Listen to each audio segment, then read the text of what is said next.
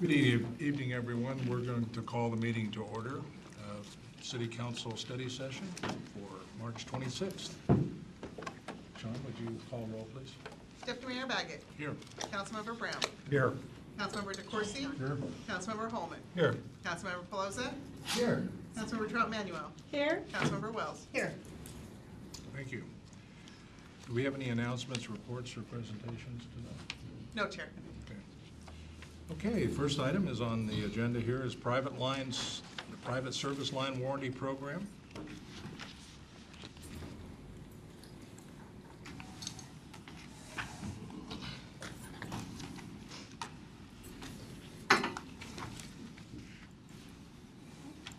Please state your name for the record.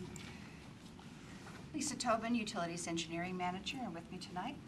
Dennis Lyon, National League of Cities Service Line Program. Welcome. Thank you. Thank you for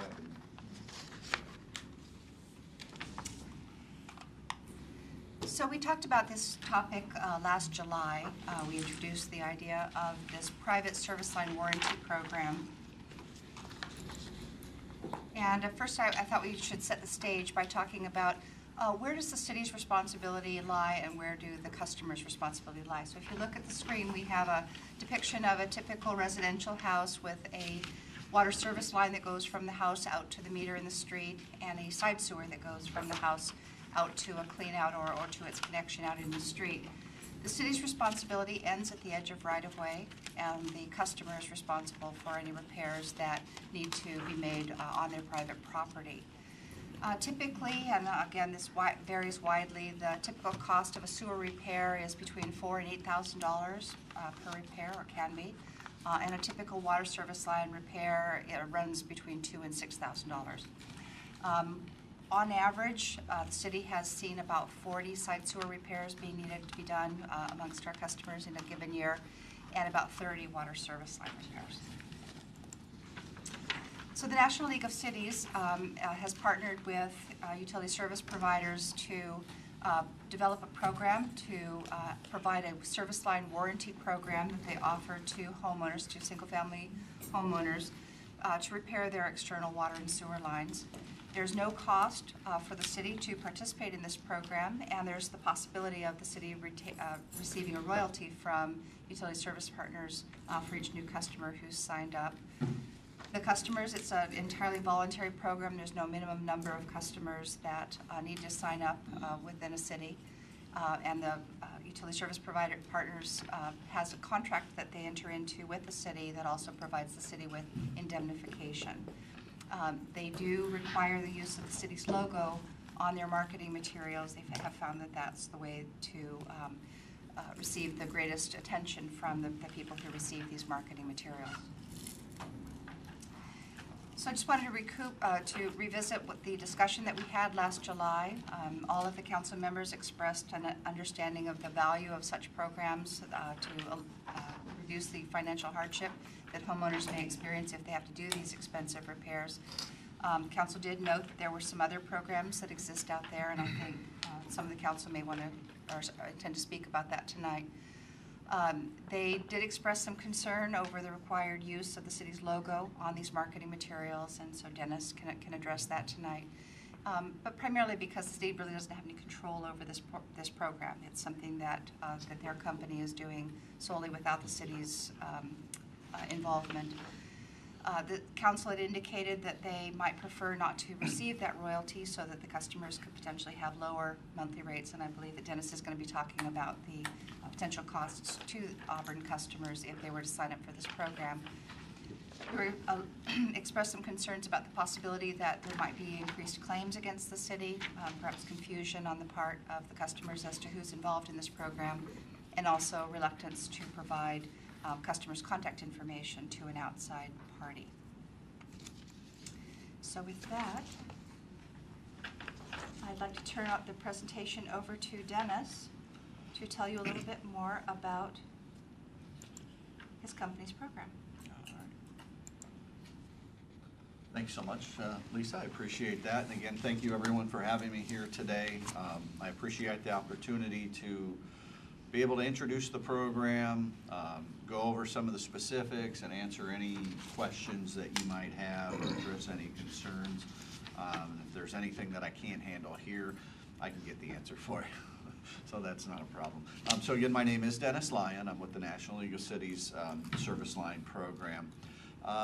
The PowerPoint that I'm going to be going over, I believe you have in 2 different places. The initial slide that I want to talk about is there's our company recently conducted or commissioned a Harris poll, and we surveyed, it should be the second page, there we go. And we surveyed 2,000 adults. You can read through this at your own leisure, basically the state of what people say their finances are and so on. What I like to point to is that last bullet point. That's the one that I think is really key. 80% of respondents to this survey either strongly or somewhat agreed with the statement that local community government should be responsible for educating homeowners as to what their responsibilities are on those external water lines, because about 60% of homeowners don't realize that if there's a problem on those lines, that it's out of their pocket. So they call the city, correct, or they call their council member when they don't get the answer they like from the city. So what they're saying is they want to know what we're responsible for, and we want you to tell us. So that's where we come in. Excuse me. So just a little bit about us, why choose us. First off, our experience. We've been offering this program to cities, towns, villages, Hampshires, whatever you want to call them, for over 15 years now. The reputation that we have is we've had the National League of Cities endorsement since 2010. We also have various state league endorsements. We've also been awarded the Torch Award for Marketplace Ethics from the Southwestern Pennsylvania Business Association, because we're a company that does what we say we're going to do, and they recognize that. As far as partnership, we are currently the only company that uses this partnership method. What that means is we don't do anything without your permission. Unlike other companies that will just direct mail to your homeowners and sometimes create issues with coverage and so on, we don't do that unless we have your permission, and I'll be talking a little bit more about that in detail. So really, you have complete oversight over what we do, even though we're administering the program. So the program benefits. We help address the public policy issue of aging underground utility infrastructure. Okay, so it's the same story all across the country. Cities, towns, what have you, do their part to maintain the public side, but it's the private side that's forgotten in this process, and that's where the problem lies, because private infrastructure is subject to the same conditions that public infrastructure is. But on the private side, they don't have a tax base to address the issues with the infrastructure. It comes out of their own pocket. So the National League of Cities was aware of these types of programs, and they wanted to make one available. They wanted to feel comfortable saying to cities, hey, here's one that we've checked out. And they did all the vetting, and we were the program that they selected. So you don't have to be a member of the National League of Cities to participate. I know you are, but you don't have to be to participate. There's no cost, as Lisa mentioned, for you to participate. We offer it as a complete turnkey approach, so we handle the marketing, the billing, the claims, and the customer service. We take care of all of that. There are no public funds used in marketing the program either, so no tax dollars go into marketing this program. Excuse me. We mentioned that there's an ongoing revenue stream for the municipality that you can participate in. I'll get into how that works a little bit later in a little more detail. Primarily what we do, the ultimate way to think of our program is it's a free public awareness campaign.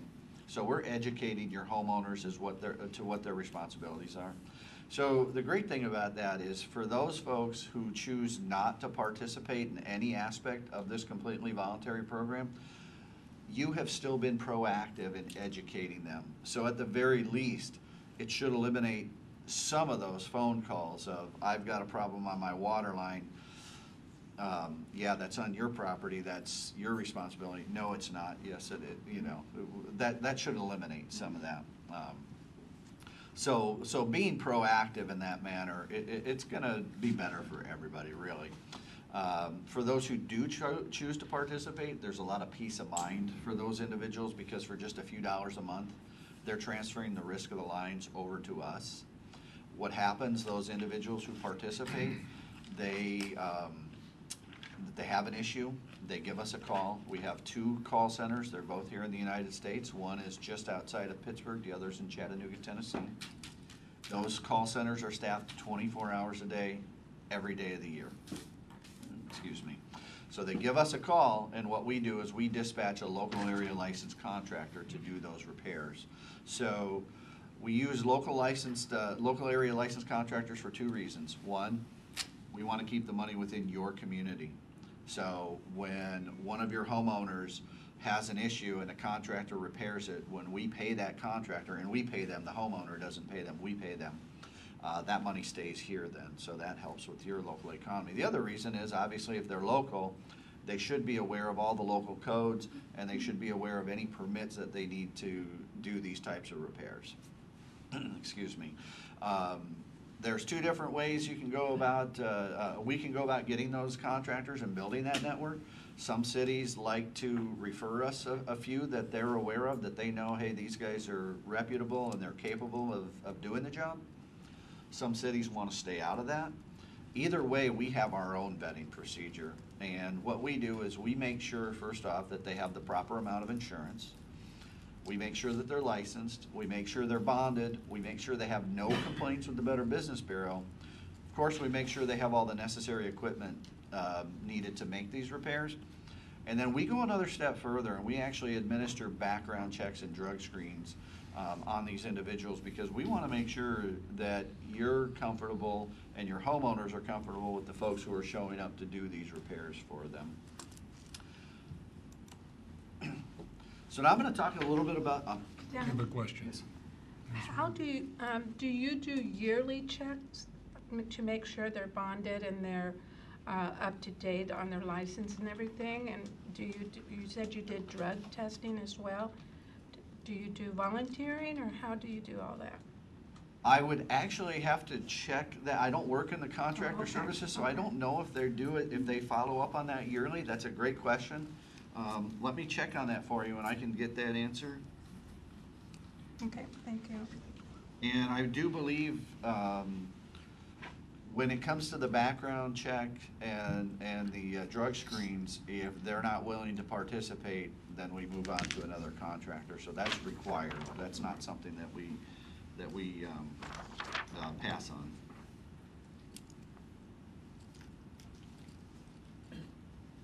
Councilmember Wells. Lisa, I had a quick question. On your slide that had the picture of the little house, or the big house, it says customers 40 experience sewer repairs and 30 water leaks, water line repairs. Could there be possibly other people that have had these experiences and repaired them without our utilities knowing it? So these might be on the light side? That's a very good question. Yes, these were just repair permits that were taken out. Okay. And so if they had it repaired without letting us know, that would be more. Okay, thank you. If I may, happens all the time. Oh, yeah, I would think, and Happens all the didn't know time. you had to get it repaired to fix a water leak. Yeah, every once in a while, you'll hear about somebody getting stuck in a trench waist deep and having to be dug out because they were trying to repair their own line. Yeah. Okay, great, thank you very much. So what I'm going to talk about next is specifically what the homeowner gets for their coverage. I'm going to cover the water and the sewer line at the same time. They're still 2 completely separate programs, but the dollar amounts are the same. They're very similar. So the water line coverage includes well coverage as well where applicable for well lines. And same thing for the sewer. There's also septic line coverage included where applicable. So this protects a homeowner from broken, cracked, leaking pipes, tree root penetration, even a clog that would need to be cleared out, or even thawing of frozen external water lines. And this is from the point of the utility connection to the home exterior, which I believe in this case is it from their side of the meter? Yes. To the home, if I recall correctly? Thank you. Okay, so Again, the first part of the program is we're educating those homeowners as to what their responsibilities are. As for the coverage, they get up to $8,500 per repair incident. And this is what really differentiates us from any other of the handful of companies that offer these types of services, is our repair, our coverage is always on a per incident basis. It also includes public street and sidewalk cutting if any of that is necessary for the course of that repair. There are no annual or lifetime dollar amount limits. There are no deductibles that they have to meet, so they have first dollar coverage for anybody who's familiar with insurance. There are no service fees, so even if they have something that's a minor issue, they don't have to pay even, $50 or $75 just for somebody to show up. They call us, we send somebody, they don't pay anything. And they don't have to fill out any forms or paperwork. All the transactions take place between us and the contractors. And to answer a question about a contractor again, or maybe to answer a question that wasn't asked, we're pretty successful in building those contractor networks as well, because guaranteed payment. They know they're going to get paid from us, where sometimes with a homeowner, when it's a very costly repair, it's like, well, I can pay you half now, can we work something out for the rest? With us, they're going to get paid. Again, 24/7, 365-day-a-year availability, and local contractors. On to the in-home plumbing and drain coverage. This is something that is not yet available in the state of Washington, so the higher-ups are still trying to meet the standards that the state requires for this. But since it's something that we'll be able to offer in the future once they get it fine-tuned, I just want to go over it to explain how it works. So this is for every water, sewer, and drain line that's inside the home after the point of entry. This does include lines that are embedded in a basement floor or underneath a concrete slab as well. Excuse me. So in this case, they would get up to $3,000 of coverage per repair incident. Again, broken, cracked, leaking water, sewer, or drain lines, clogs, even repair of clogged toilets. So if you need somebody to come and snake out the toilet, that's included in the service, and there's no service charge for that. So again, no service fees, no deductibles, no annual or lifetime limits, no forms, no paperwork. Give us a call, we dispatch someone. As far as those contractors go, I should also mention that what our policy is when we've dispatched a contractor, they are to contact the homeowner within 1 hour, and depending on the severity of the issue, they're supposed to be on site within 24 hours. Sooner if it's something very serious, if it's something that's not so serious, maybe not right away, but still within that 24-hour window.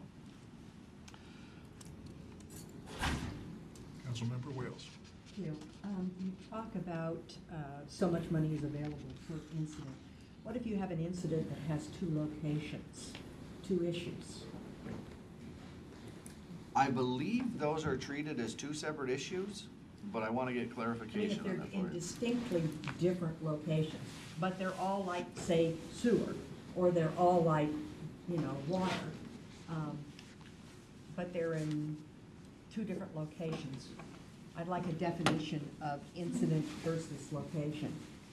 The other is a significant portion of the homeowners, I know on the East Hill, have septic tanks and they have wells.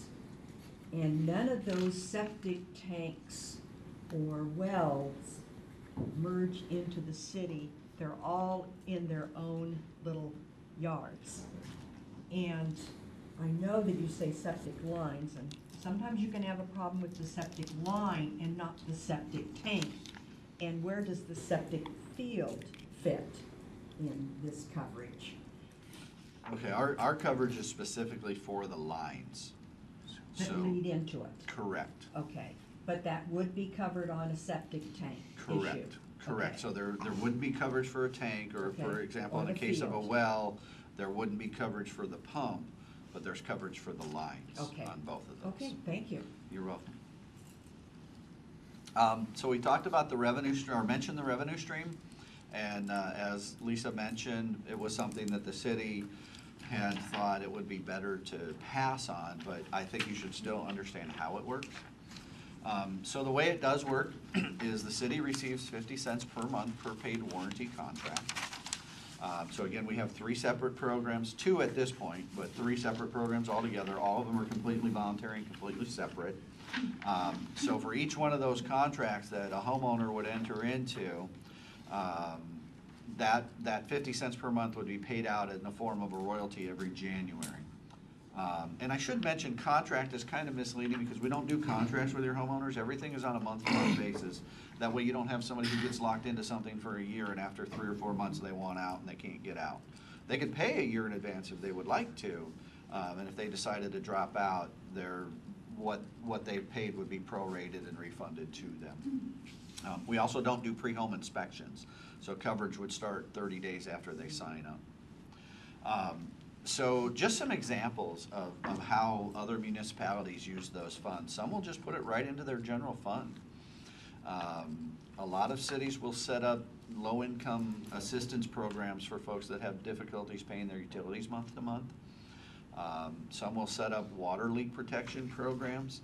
So if someone has a massive water bill due to a leak, you can work with them to help offset some of that cost. And the nice thing about programs like that is you can use these funds to help benefit folks who aren't participating in this program as well. So it benefits everyone in the community. Orem, Utah, they donate their funds from it to a local charity. And then some cities will use it towards their National League of Cities or their state league dues. So it's a way to maybe be able to participate more in some of the state or national league events. And then, of course, again, you can decline that revenue. If you do, that savings is passed directly onto the homeowner. So that same 50 cents that the city would have received comes off of what a homeowner would pay. And the next slide, this one's a little bit out of order. There was some last minute, but it's in the folder from us. But the pricing for the homeowner, the way that works is the external water service line warranty would be $6.49 a month. If the city declines the royalty, it's $5.99 a month. And then again, that covers from the meter and or the curb box to the external wall of the home. That includes the thawing of frozen external water lines, and again, it includes well lines where applicable. The sewer line, the external sewer septic line warranty, that's $8.49 a month. $7.99 a month if the city declines the royalty. And again, that covers from the exit point of the home to the clean out or the right of way. And that again does cover septic lines where applicable. In-home plumbing and drain, I say to be determined. Right now it's $9.99 for everyone across the country. It would probably be the same here, but the reason I have to say to be determined is because we don't know for sure yet what the state of Washington is going to say as far as what we're doing. And then I put an asterisk next to the pricing for the homeowner because in the agreement, we can adjust the foregoing product fees providing that any such adjustment shall not exceed 50 cents per month in any 12-month period unless it's otherwise agreed in parties in writing. So basically what we're saying is we generally don't raise our prices, and if we do, you've got a year notice really to know that they're going to go up. Our marketing approach is we only market by direct mail, so you don't have to worry about telemarketers. You don't have to worry about people knocking on doors trying to get people to sign up for this. And we do a maximum of 3 mailing campaigns per year. Generally spring, fall, and winter is when we do our mailings. Excuse me. Again, I want to emphasize we would never mail without your review and approval of the marketing material before each and every one of those mailing campaigns. So the way that works is we have a liaison from the city that we send that letter to before we're going to start this mailing campaign to ask you, is this letter okay as it appears, or would you like to make some changes to it? And we work with you. You can make recommendations. As long as it doesn't take us outside of the scope of our terms and conditions, we can generally make adjustments. That letter is very clear in making sure the homeowner knows that it's something that's completely voluntary to them and that the products offered are all completely separate. If you want water but you don't want sewer or vice versa, you can do that. And it also is very clear to them that the city is not providing this program. It's available to you as a homeowner because the city has made it available, but it's coming from an outside company. So we're very distinct in that. As Lisa mentioned, what we ask for is use of the city logo and a signature on that marketing material. We used to ask for a signature from a city representative, and it still says that on that term sheet, but we've adjusted that now because we find that, you know, personnel changes. Sometimes the city manager signs that letter and then he's not city manager or she's not city manager anymore. And, you know, we have to make changes. So now most cities are just signing, you know, yours would be the city of Auburn, for example. The reason we use this partnership method is really two main reasons.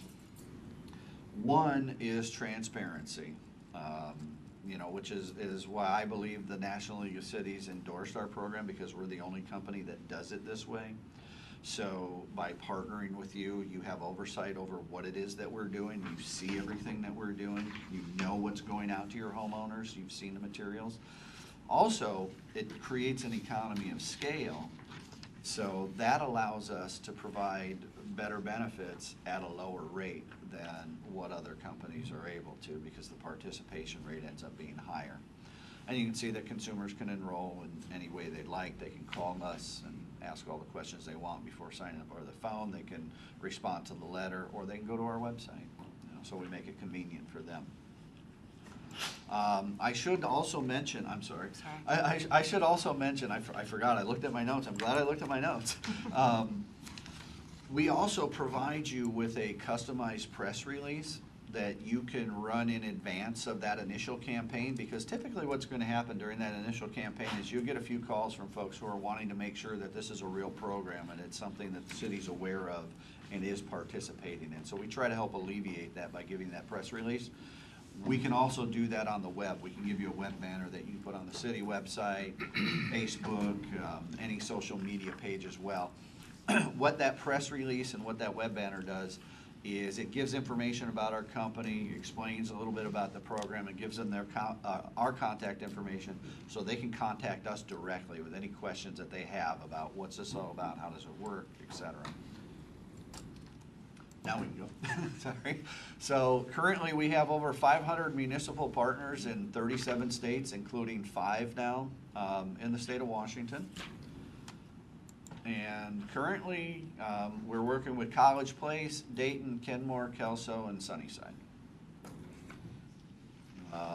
As far as those cities go, College Place, Dayton, and Sunnyside have recently have approved the program and are moving forward with it. So we haven't done any mailings there yet. So if you decide to contact them, just be advised, their residents haven't received any mail yet, so they won't be able to tell you how it's working for them. Councilmember Troutman. When I read that, I go, College Place in Dayton. I come from that end of the state. And I was surprised that, you know, they're both tiny cities or towns. And so I thought that was pretty good that they went that route. Yeah, Dayton is one that that I worked with, and I believe the mayor is Craig George, if I recall. I haven't been there for a while, so I don't know who's the super new nice mayor. guy, and he was really enthusiastic about it. But I mean, again, we're open to, you know, cities or villages of all size, and one customer. If you had one customer, we're still going to find a contractor here to be able to take care of them. Well, they're both farming communities, both of them. So that was kind of when I saw that. I think that was something that they liked as well, is because there's no restriction on our coverage as far as the length of the line. It's what their responsibility is. So if they're 500 yards from the utility connection, it's covered. Okay, thank you. Councilmember Wales. Yes, can you share with us for Kenmore and Kelso, whether they're using the 50 cents per client or what they may be doing, or is that confidential? It's not confidential. Kelso, I'm not sure of. I would have to check. Kenmore is not taking the revenue.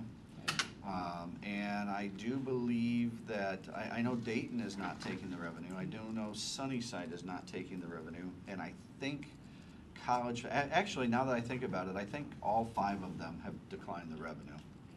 I know College Place did because they signed recently. They weren't mine, they're a colleague of mine that works a certain area of the state as well. And he told me that they declined, and Kelso was also his, and I'm pretty sure he told me Kelso declined as well. Councilmember Wales. Thank you. If we were to do something like this in year 3, we decided that we wanted the revenue, we would be able to have the provision to collect that revenue? Correct. Okay, thank you.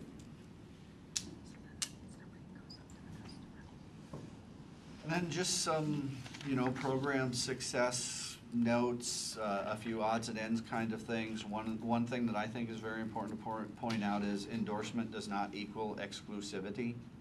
So if you decide to approve the program and work with us, we're not telling you that you can't let other companies mail to your homeowners.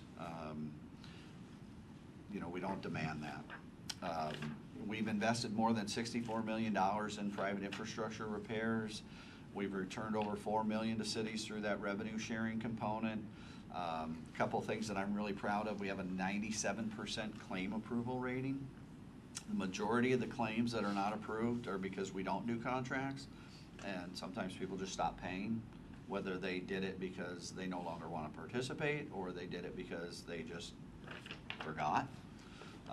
Which they can set up a recurring payment if they would like to. But so 97% claim approval rating. And then the one that I really like is the fact that we've maintained a 95% or higher customer satisfaction rating for the last 10 years running. In this business, that's pretty hard to do. When you get calls from folks that are upset because a contractor used the wrong color gravel on the backfill, so it doesn't match their landscaping, and you go out and fix that. Again, I just think that's indicative of a company that stands behind what it is we say we're going to do. We take care of people. And with that, if there are any other questions or anything you want me to go into in more detail? How does the city look at this, Lisa, from your standpoint? Does this seem like a good thing? I think that the discussion that we had back in July talked about some of the concerns that staff and some of the other departments in the city had and what the council feels. I believe this is a policy decision. Is this something that your departments might want to bring forward to the council for approval? I'm sorry, I didn't understand. Is this something that your department might want to bring forward to the council for consideration? I think that that's what we're here tonight, is to gauge the level of interest that the council might have toward us bringing this for consideration. Thank you. Councilmember Troutman. One more question. At the beginning, Lisa, you mentioned that your company does not sell out the names and addresses to other company. How do you guarantee that? It's right in the agreement that we provide. But there's two ways that we can go about getting that information. Excuse me. The most accurate way is from the city. Usually the city has a list because we mail specifically to homeowners. Obviously somebody who's renting has no interest in this because they're not responsible for those lines anyway. So a lot of cities will provide us that list, and it's right in our agreement that there are no third parties that we're going to send this information to. However, even with that guarantee, there are some cities that decide they don't want to. In that case, we buy that information from a third-party marketing company. I'm not in account management, so I can't tell you the specific company or the method that they use. What I do know is it's not as accurate as what a city can provide. So sometimes you run into issues of, hey, my neighbor got this, how come I didn't get this letter? Or you get renters receiving the information and, it doesn't apply to them, and, so there can be issues. But yeah, I don't think we'd have the National League of Cities endorsement if we were taking your homeowner's information and selling it to other companies. Okay, gotcha. Thank you. Member Holman. Mayor Baker and I had discussions with Mayor Baker of Kenmore, and he's a great proponent of this. He said it's been a good fit in their city. He's very pleased and very happy with it.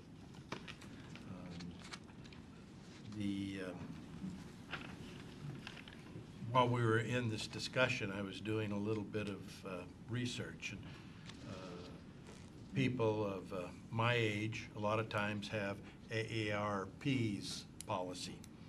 You got to be age qualified for it, but it's comparable in the annual price. For a water and sewer, AARP runs about $13 a month and is capped at $3,000 per incident for water and $6,000 per incident for sewer.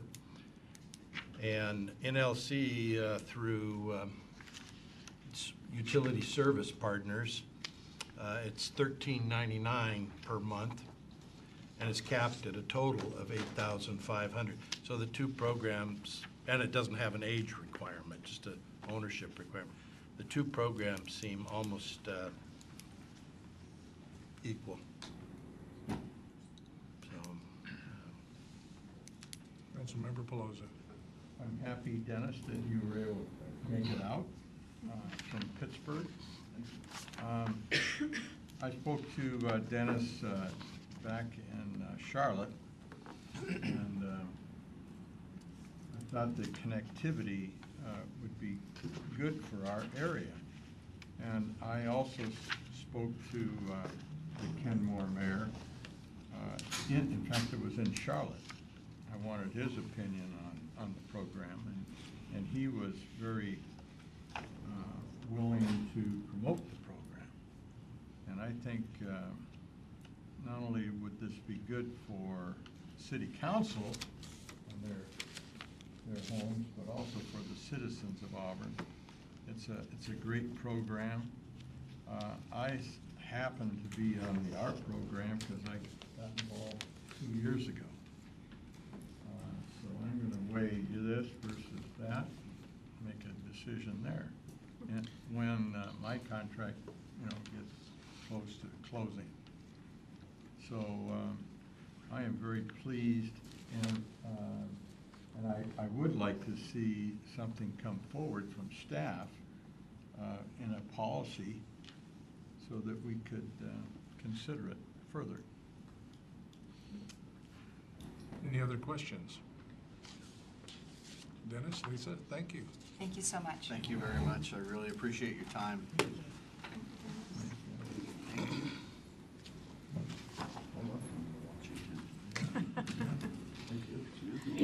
Less snow.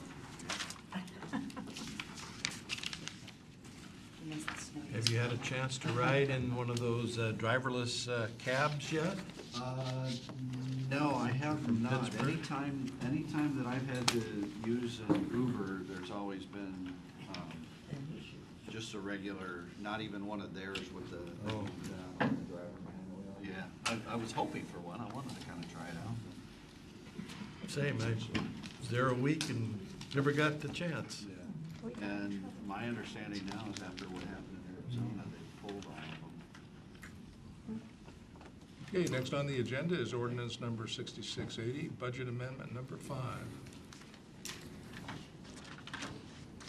Shelley, you're up.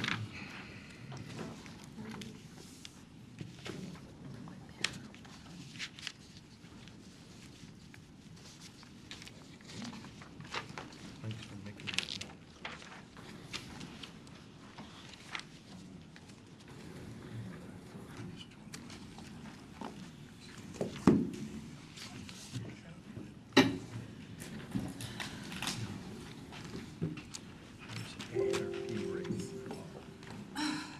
Good evening. I don't have any fancy PowerPoints, but what we have in front of you is budget amendment number 5. This is the 5th budget amendment of the biennial budget, and if you recall, we did budget amendment number 4 in December, and that was the first budget amendment amending this 2018 year. The 2017 budget and the 3 budget amendments before these, those are all gone now. It's kind of water under the bridge. 2017's gone, all the budgets lapsed, so now we're in 2018. This budget amendment that we bring forward in March every year traditionally is carry forward of construction projects and other contracts that have been put in place in the prior year. And we need to carry forward unappropriated or funds that were appropriated last year. The budget sunset on December 31st, so now we need to reappropriate those funds. If you recall, last time we met here, there was some conversation regarding how we had not spent all of our street funds, that we'd only spent a portion of those. And I mentioned that we would see that again, that those funds that weren't spent will be reallocated into 2018. In a perfect world, and some of you have heard this already, but in a perfect world, in budgeting, all of our projects would begin on January 1st and be complete and final on December 31st. But things just don't work like that. And so again, most of these things, items that you see on here are carried forward of contracts related to public works projects or contracts that were in place for professional services. Something, this will be a little bit of a teaser for you, but something that I'm going to bring forward on June 11th at the Finance Special Focus Area is the concept of multi-year capital budgeting. And what that would do would do away with this, all this work of tracking and carrying forward all these project budgets. There needs to be some work done by council. We would have to adopt 2 budgets. We'd have to adopt an operating budget and a capital budget, and we'll need to identify those funds, which are capital funds, which should be easy enough to do. If you recall, we separated, particularly on our utilities, we separated out an operating fund and a capital fund. We're setting up to do this. Tacoma is the only city that we know of that started this process about last biennial budget cycle. And I would like to recommend, I'm going to bring more information, so this is a teaser of how we can have these projects run. And so we're not back here counting, not always nickels and dimes, but counting the dollars and trying to track which project's which and where everything's going. So hopefully that'll help, and I just wanted to throw that out for you. We have met with Public Works over this, and they are comfortable with the idea. And we're going to have to put some guidelines around moving money between projects and things like that, and that's where we'll need council's comfort level. We'll have some options and recommendations and see where council's comfort level is with that. But back to this budget amendment that I do have in front of you. Again, it's mostly a carry forward of projects. There's some new grants in here. And we do in water, we have that drinking water revolving fund, safety revolving fund. That loan was approved, well, by this council probably over a year ago, but because the capital budget in Olympia was held up until late last year or early this year, finally the capital budget went through. This loan is now in place and we can move forward with that project. Were there any specific questions on this amendment? Councilmember Pelosi. I guess I have an inquiry on the format, meaning I go through these numbers and it doesn't carry me forward to the worksheets. One of them does, on item 2 on page 21. You do say increase marketing budget fund 104. Okay, I'll go to fund 104 and that will help me. But these other numbers, you don't take me to the worksheets. And I think it would be helpful if you directed us, like on the carry forward request, CT 1513. Okay.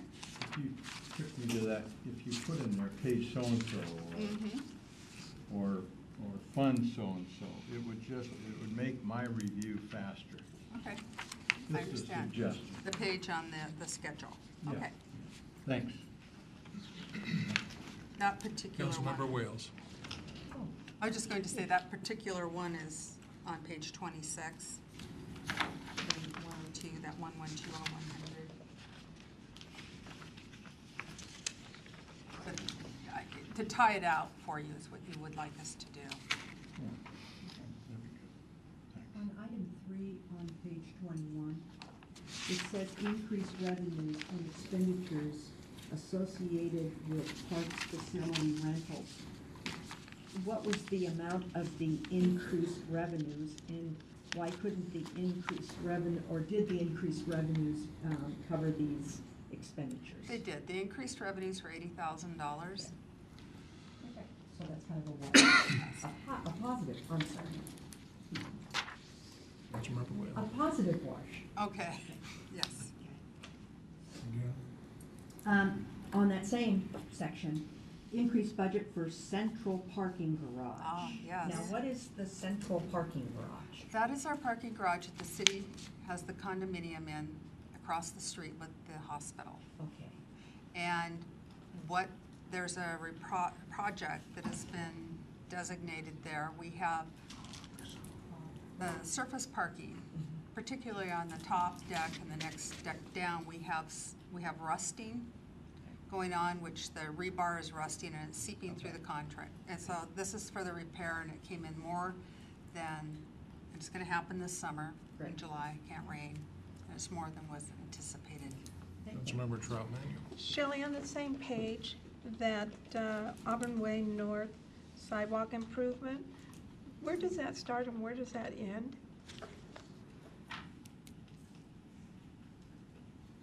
So that project is the grant that we just received last year in November from TIB, and it is for sidewalk improvements along Auburn Way from about 4th Street, southeast, all the way up to about 5th northeast. Okay. Thank you. Councilmember Holman. Shelley, what is the short title for the change in budgeting that you're perhaps proposing? Multi-year capital budgeting. And does GASB, the Government Accounting Standards Board, have anything? They allow it. They do have guidance regarding it. In this state, however, all budgets lapse at the end of the year, at the end of the fiscal year. But there are provisions in the RCWs that if we create these special funds, capital funds, and we pass an operating budget and a capital budget, which we would just roll into our budget ordinance. We'd address the operating budget of X amount of dollars and a capital budget of X amount of dollars. We're going to identify the funds, like all of our street funds, we have capital project funds, and all of our capital funds and our utilities. Those would be identified as capital funds. And those would be the funds that we would put a capital budget in place. Okay. But yeah, the GASB does address multi-year capital budgets. It's the state that is kind of, but Tacoma ferreted all that out for us. It just seems to me that it does make it a little easier to understand doing it that way, that it improves the transparency. Well, absolutely. But- We'll still be tracking, though, the cost and the Yeah, back yeah, no, office. but it just opens it up for clarity a little bit. Correct. Councilmember Wales. I would agree that I don't know if it opens it up for transparency, but I think that it makes it clearer, because I don't know very few major capital projects that we do happens within the one fiscal year. So it just seems to me to make a lot more sense. When you budget for college, you budget for 4 years, and this is, all of our projects are pretty big. Seems to make a lot of sense. Right, and we've checked with all the neighboring cities. We got onto this with a conversation with Tacoma, and I think I was talking to their budget manager down there, and I caught on to it, so we got all tied in. Checked with all our neighboring cities, South Sound cities, and everyone's doing it the way we're currently doing it. So maybe this will be a trend. But again, it's, what council's going to be comfortable with on these budgets and how often we have to come back to amend those budgets. Councilmember DeCoursey. So I'm a proponent of this as well. I think it's easier and simpler for those who deal with capital projects. I have personal experience with it. In my last 2 years at the Housing Authority, we did the transition over, and automatically my budgeting process was much simpler, a lot easier for my project managers to follow as well, because as was said by Councilor Wales, it doesn't start in January and end in December. They overlap, and you may start a project in May and it ends the next June. So it makes it really less complicated and much more simple for those who deal with it. We think so, yeah. Councilmember Wales. I think it would make it easier for the council members too, because there'd be the two distinct, it makes the capital projects one far more distinct, and I think it'll be less confusing for us, Okay. or for myself. I don't want to speak for the rest of the council. So I do have a little presentation that I was going to present in June that'll be specific and the steps that we have to do, and that will be really close to when we have our introductory budget session. So I wanted it to be close to budget so it's fresh in your mind. Any other questions regarding this matter? Councilmember Not Pelosi. this what matter, the pool, right? I had a question for you, Ingrid. So I went down to M&O with our esteemed Traverse vehicle, and I came out the back way, the back road, that kind of a rough road. Then I take a right, and there's the hotel, and I drive that road.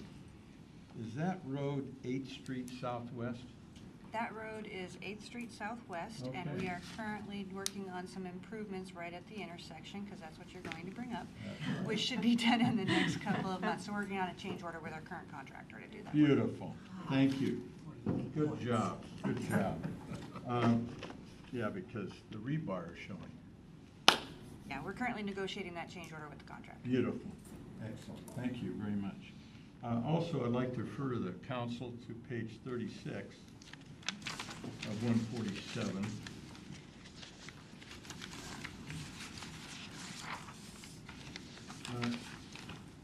Schedule A, you'll note that in BA number 5, it's proposed that early replacement of a sewer TV truck for $500,000.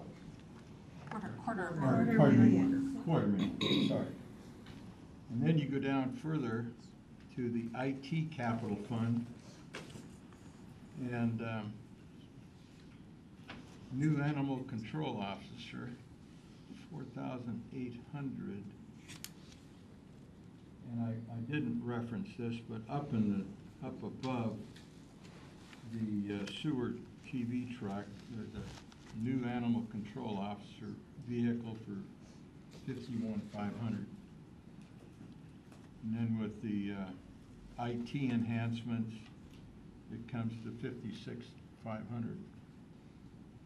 So what's the real need for all that?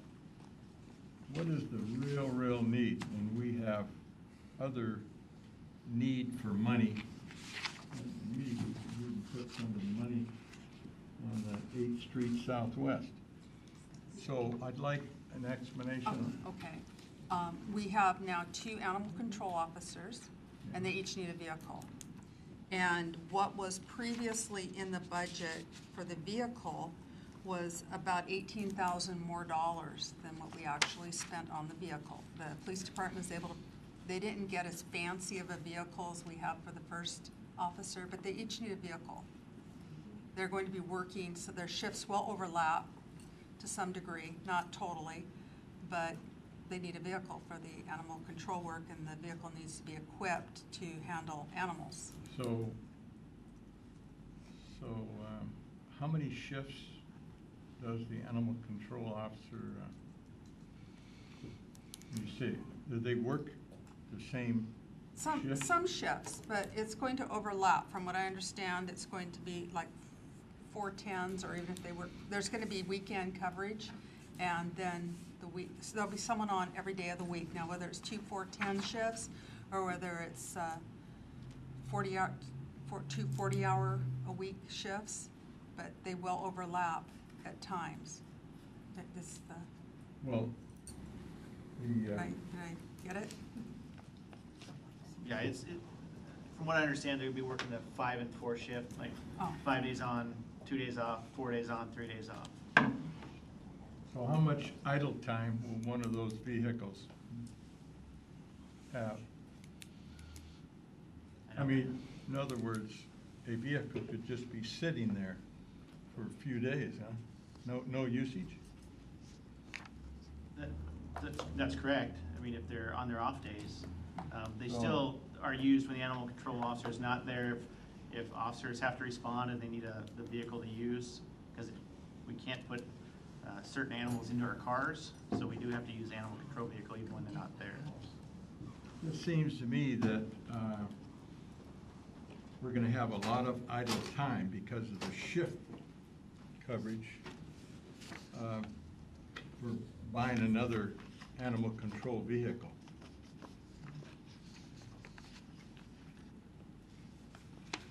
That's all I'm gonna say about it.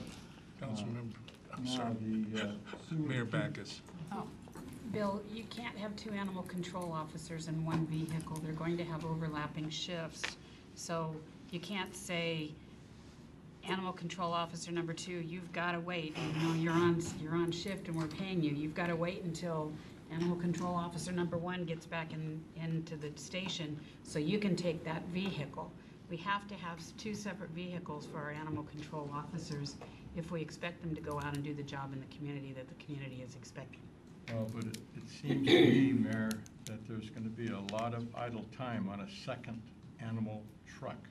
There might be some, but there's idle time on any vehicle that we have in the city. There's idle time on the fire trucks that VRFA has. There's always going to be some idle time. But you can't have 2 animal control officers and 1 animal control vehicle. Councilmember Wales. I would like an explanation, just a kind of a little procedural explanation. It says IT, a capital funds, and what is a vehicle for the animal control officer?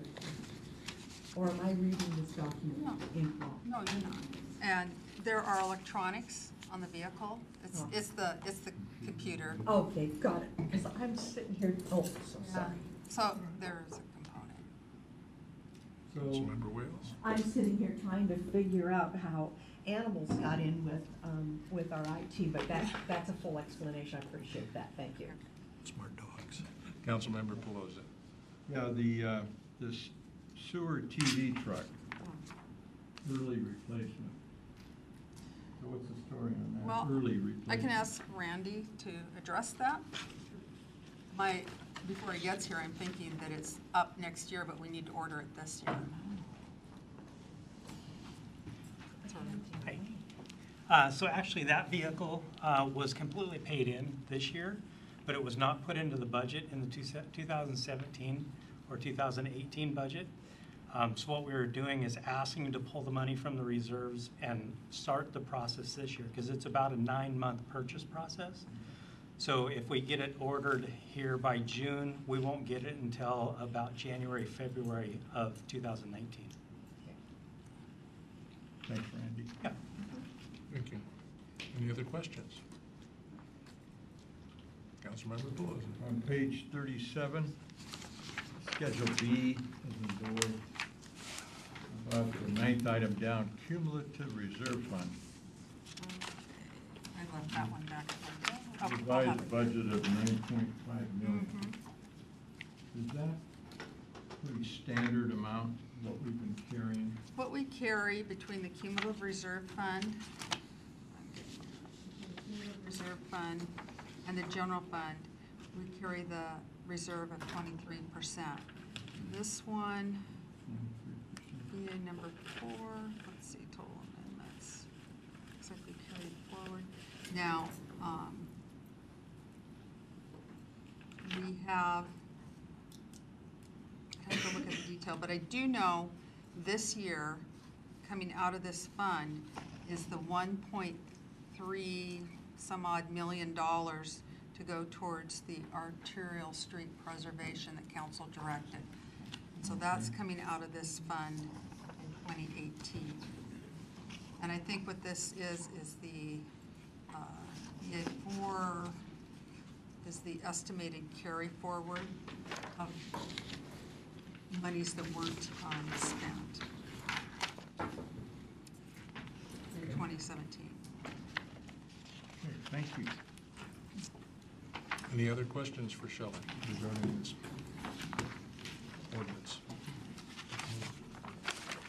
Okay, it'll be on next week. We're going to have a agenda modification here. Economic development update was scheduled to be next, and we're going to put that at the, after Health and Human Services discussion items are reviewed. And with that, I would like to turn over the meeting to the Health and Human Services Focus Chair, Councilmember Trout Manuel.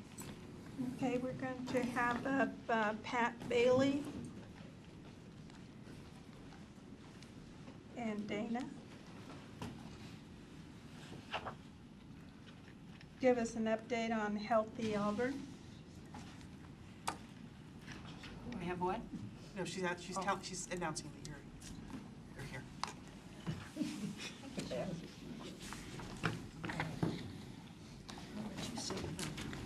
Yeah. Good evening, Council, Mayor. Happy to see you.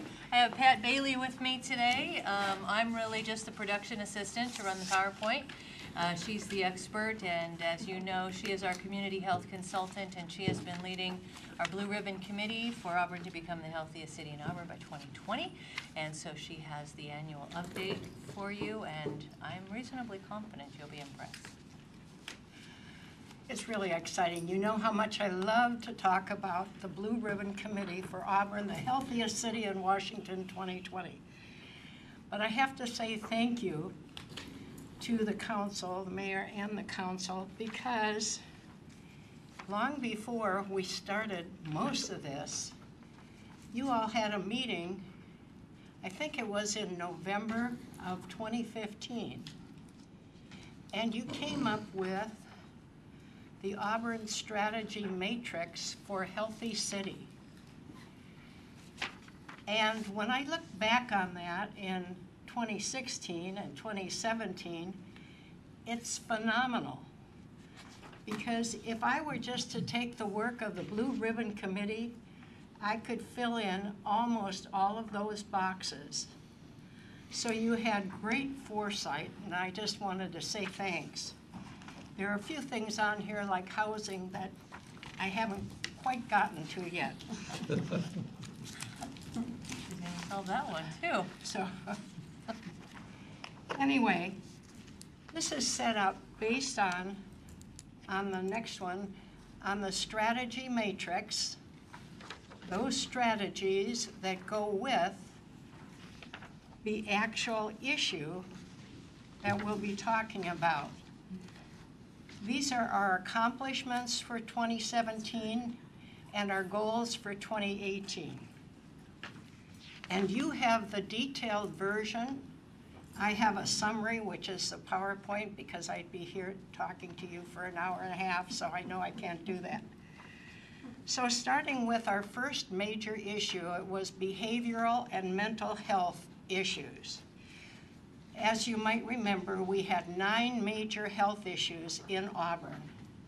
So our committee took those issues and started out with 3, and then we kept increasing, taking over more issues and coming up with more improvements in the health of various people and populations in this community. So the first, the behavioral and mental health. The first thing we did was we took the easiest thing and we surveyed all the pharmacies in Auburn because we wanted to find out who carried that life-saving drug, Narcan or naloxone. And in 2016, only 44% of the pharmacy had it. We resurveyed them in 2017, and 100% of the pharmacies carry it now. And not only that, all the fire trucks, all the official police cars, EMS, the hospital ER, Health Point at their 2 locations, Valley Cities, they all carry the drug. So it's much more convenient than it was at the beginning. So the next thing we did, the committee decided that mental and behavioral health is very complicated. What can we as a committee do to help this complex issue? And so they decided, let's do something to make the people of Auburn more aware of the basic information about behavioral and mental health. Case studies, the common case studies. Let's talk about that, and let's see if we can give people some tools to use if they happen to be in an emergency situation where someone has a mental health crisis. So what we did, we looked for a course on the internet, nothing. 1 8-hour course, that's all there is. 1 8-hour course. It happens to be given at Valley Cities in Auburn, but how can we give an 8-hour course to the community? I mean, it'll never happen. So we decided, we talked to the mayor, and she said, yeah, let's do it. We decided to write our own course. There are several physicians on the committee. We have all kinds of educated people. So we wrote our own course to meet those qualifications that I mentioned, and we called it READY. READY is Real Emergency Aid Depends on You. This course, in the past year, we've given it, presented it to over 500 people, which I know doesn't sound like a lot, but it was a great start for us. And we also now have it on YouTube and on Facebook, so you can get it online. We also people started hearing about it, and cities and even out of state, and they asked for the original PowerPoint that we did, and then we got it on DVD thanks to Jason. And so we sent out about 35 to these different, for these different requests. And so I think now we've got some momentum going, and I hope that we're really going to get it out this year.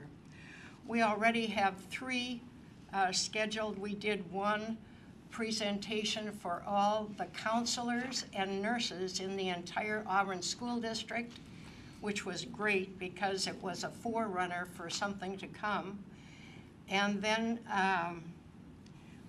the Sumner United Methodist Church called, they wanted it, and gave it to them last week. They were fantastic. I mean, it's just so great to see people who really want to get involved and to do it. And then the YMCA and Multicare wanted again, and that's scheduled for early May. So our goal for READY is to do at least 100%, and hopefully many, many more. And we really want to get more interest online, on YouTube and on Facebook.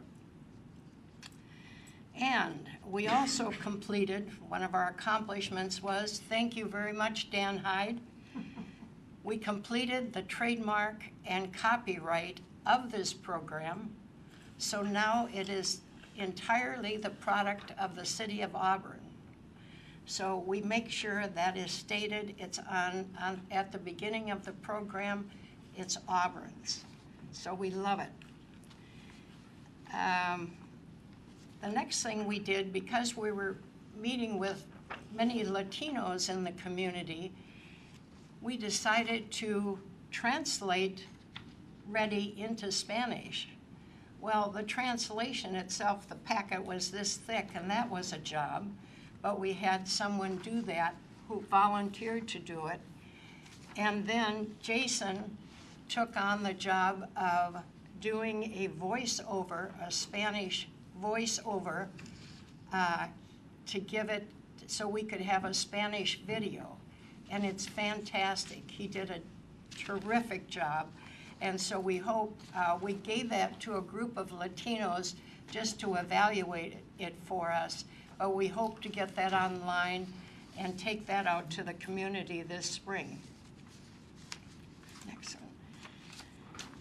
And we completed an application for the mayor for the American Medical Association's very prestigious award, the Dr. Nathan Davis Award, highlighting Ready. We talked about many different things that she did, but we highlighted Ready in that application, and she won. We were just so excited, and the mayor went to Washington, D.C., and accepted the award, and it was fantastic from what I heard. It's very, very lovely. Thank you. It's very honored. So we're going to continue to promote that because that's good for Auburn, a national award. We also completed handouts that I know we've talked about before that we give to everyone who, wherever I have it here, everyone who comes to a presentation, we give them 2 handouts. And this little resource guide has become a jewel for this community. People keep calling and asking for it. We just revised it again. But what we did was we put together just the Auburn area resources. It's not Seattle, not Tacoma, it's just Auburn area because it makes it easier for the people who live here. And so we just got another request from the school district for 150 more, so it's being widely used. And then we give out ways to improve our mental health.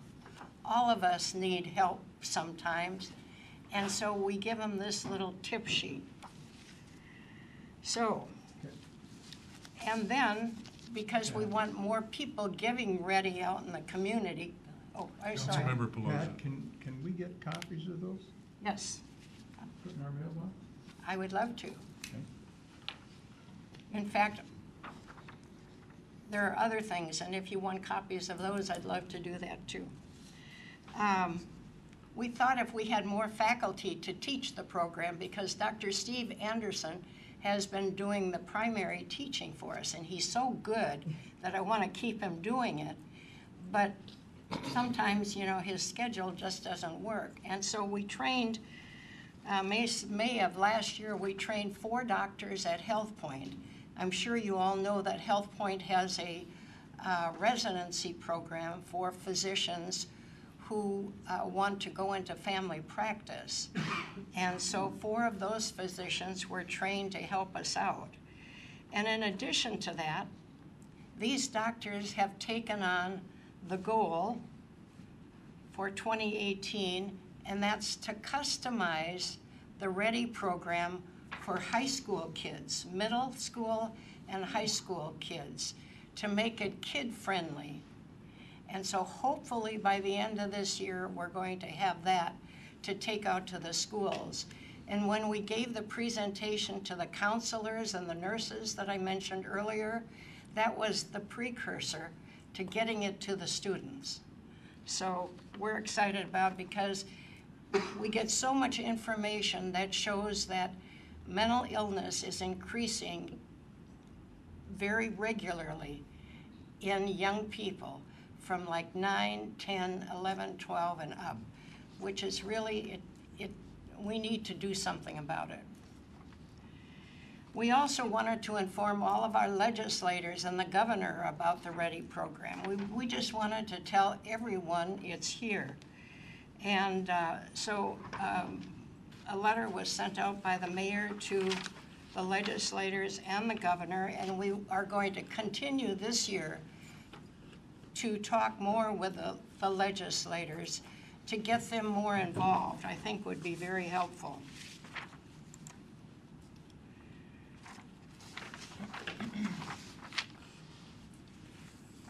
Then, because of the national award has created more attention to the READY program, we're going to go after large businesses to make the presentation of READY at large businesses. The mayor promoted it at the Sound Cities not too long ago, and the next day I got a call from the deputy mayor of Maple Valley, and he said, I'm calling Covington, I'm calling Black Diamond, and Maple Valley are all getting together. We're going to help you promote this. So that was a great one. I just got word from Orion Industries. They want to show it to all their staff. And so we'll be heading toward Boeing very soon. And I'm meeting with the president of Green River College in 2 weeks. So we'll try to get it in there. Just a few statistics from the Auburn Police Department, and statistics are really important for us, but it's very difficult to get good statistics on some of this. But in 2016, the police responded to 492 mental behavioral health calls. In 2017, 649. Well, we had just been going about a year, but I want to look at it to say that more people are looking for help. But it may be just, it was a bad year. I don't know. We have no real comparison yet. And then I've been working with Joe Ryan at the police department to get some better statistics and more frequent statistics. And he's going to track suicide calls, mental complaints, and drug calls.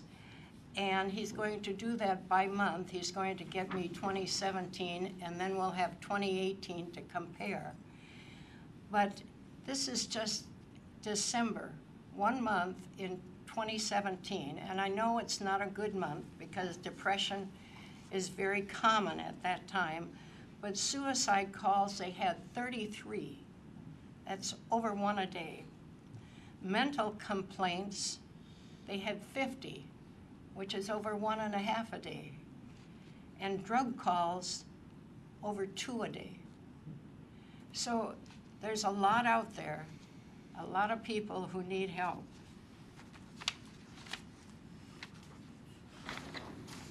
Then the last statistic is King County, oh, I'm sorry. Oh, I'm so used to having you. That's why all those statistics, all those numbers that you were saying, I am for our own city having a mental ward or a housing for our people, because if we are getting that many calls a day and we have that number of statistics, then I really believe that we need something here in the city of Auburn instead of us going somewhere else. Oh, Councilmember Largo Wells. I'd like you to see if you couldn't also collect at the same time as you're doing those calls, domestic violence.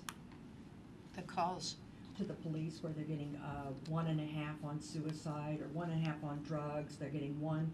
And also see how many they're getting on domestic violence issues.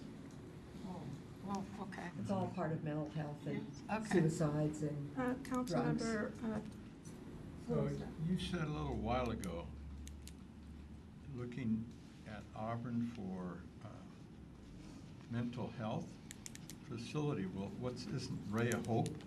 Does Ray of Hope do that? no. They refer. I mean, Valley Cities has mental and behavioral health. The people that go to Ray of Hope can be referred to Valley. and Other are, agencies. and are. They see, So we But have- what I am saying, Bill, is that our hospital only has so many beds to house these people. And I think that we need to enlarge the numbers of beds so that we can help our people here instead of having them referred to another city, having them sent to somewhere else? Well, then there's the Tacoma Future Hospital for Mental Health. I mean, that's supposed to take our residents that need that type of help to go there. Councilmember Wells. I think that it might be interesting, this might be at the wrong time, but if we had a report on a kind of the continuum of service and what is available for those people that need the inpatient mental health kinds of services. You know, we know about the possible pending one down in Tacoma, but there may be, how many mental health beds do we have here in Auburn? And I know they're for a specific kind. And just a kind of a background information on the services that are available. I can put that down and get that. We have 38 geriatric beds that are geriatric, psychiatric, and then we have a 20-bed acute psychiatric or mental health beds. But you're right, in the scheme of things, we don't have enough service. Nobody has enough services in this state, or probably in the country. There are just too many people and that need help. And so later on, we'll talk about one service that we're trying to still get here, but got Mr. Pelosi? sidetracked. You know, also, I think it would be interesting to know, of those 50 beds you mentioned, how many are they filled 100%? Maybe it would be nice if we got a report, because people keep throwing stuff around, and it's just Okay, we'll get it. not necessarily true stuff. And if we got something that was concrete. Yeah, and we should be able to get that easy enough. Mayor Backus? So I believe Ingrid Mungia is scheduled sometime in the next month or two to come in and provide you an update on multi-care and what they're doing with behavioral health. So that can be part of the presentation that Ingrid does. Yeah, that'd be good. The other statistic was that in King County, they provide us with statistics every 4 years. And I got some of my statistics from that. And for suicides, they, from 2012 to 2016, they said our average, Auburn's average was 12.4. And that always seemed a little low to me. So I've been trying to get through the coroner's office, because I figured the coroner should know Yeah, they would know. the best statistics.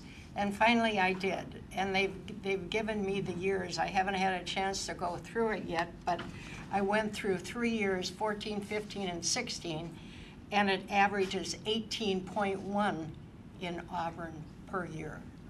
So it's higher, but it's a matter of getting good, solid statistics. Okay, our next health issue, is healthy weight in adults and children. And we accomplished 5 healthy meal videos and recipes that we placed on YouTube and Facebook.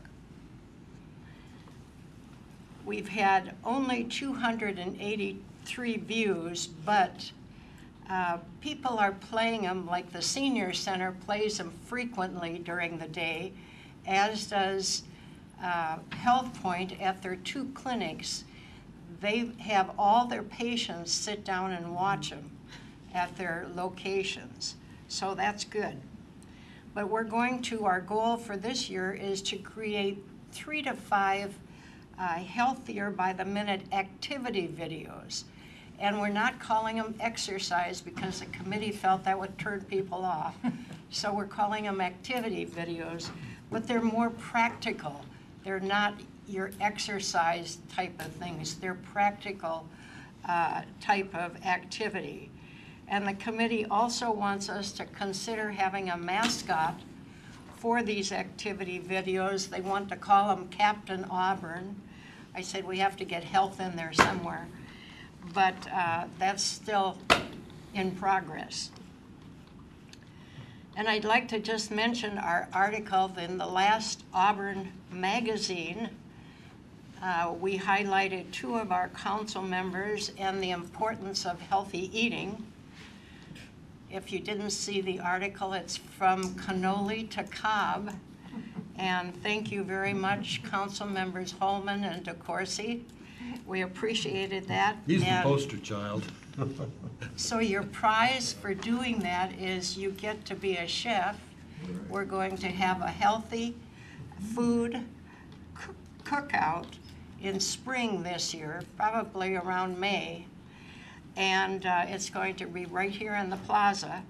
And I know these 2 council members have volunteered to put on their chef's hats.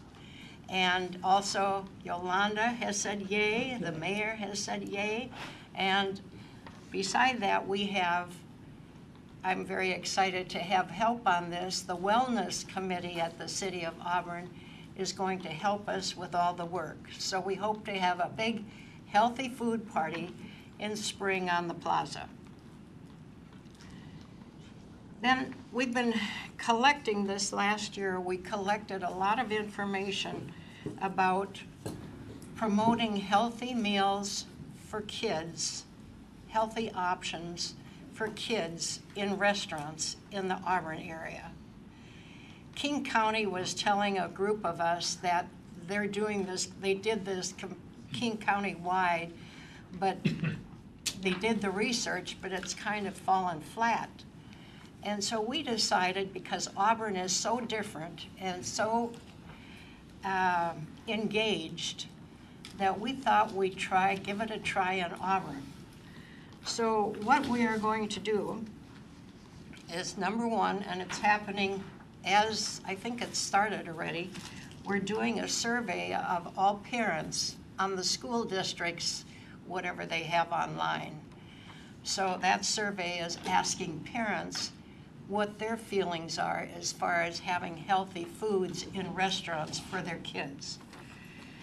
Then our plan is to get the results of that, and also we're going to meet with about 15 to 20 restaurant owners and managers, and we're going to talk to them about a plan. Would they like to be involved? What are the pros and cons for them? Because we don't want any big issues, but we want to see how they feel about this.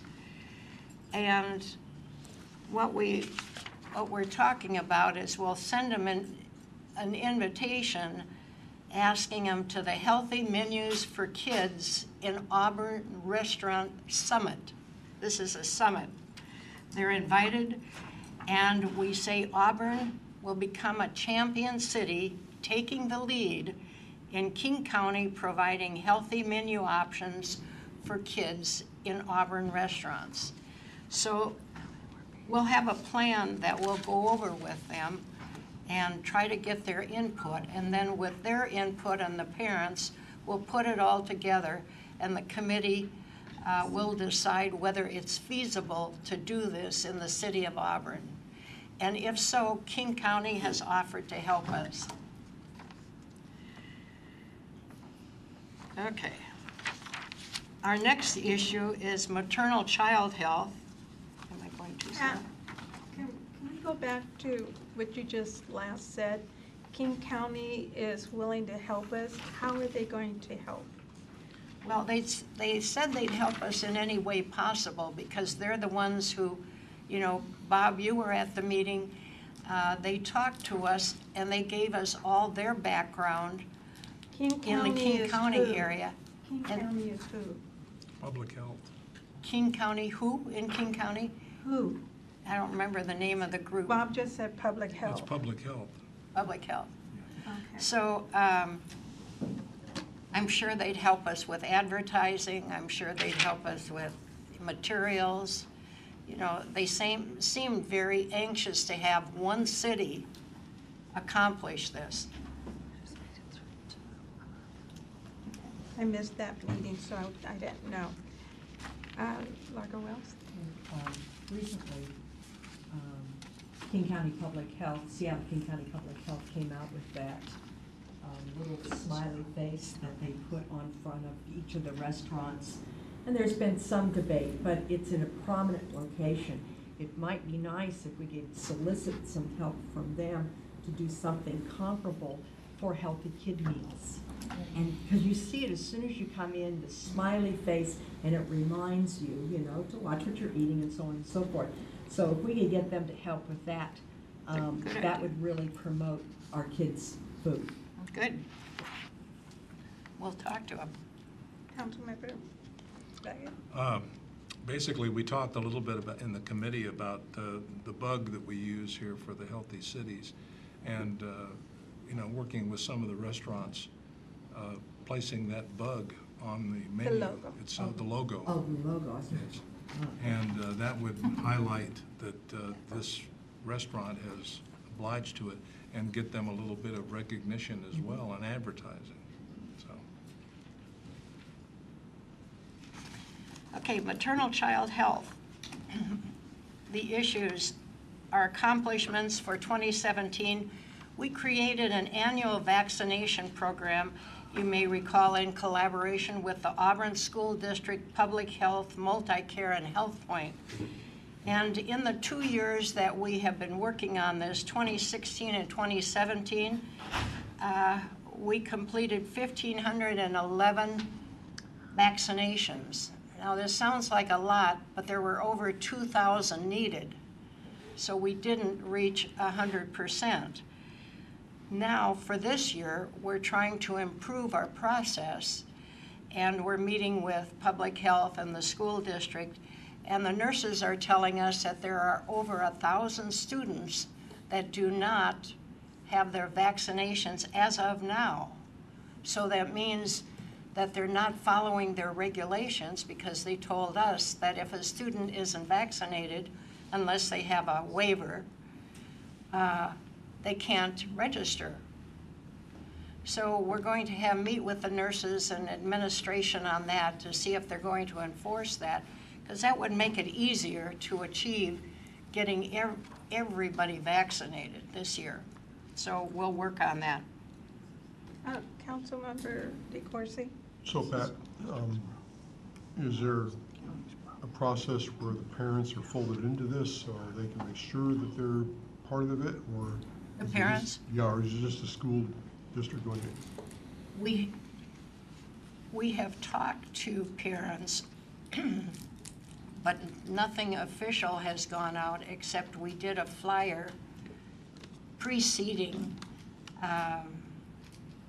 the actual week we did vaccinations last year, and handed out a flyer to all the parents at the school district puts on a barbecue for all parents and families, and they had well over 1,000 people, but we just handed out the flyer.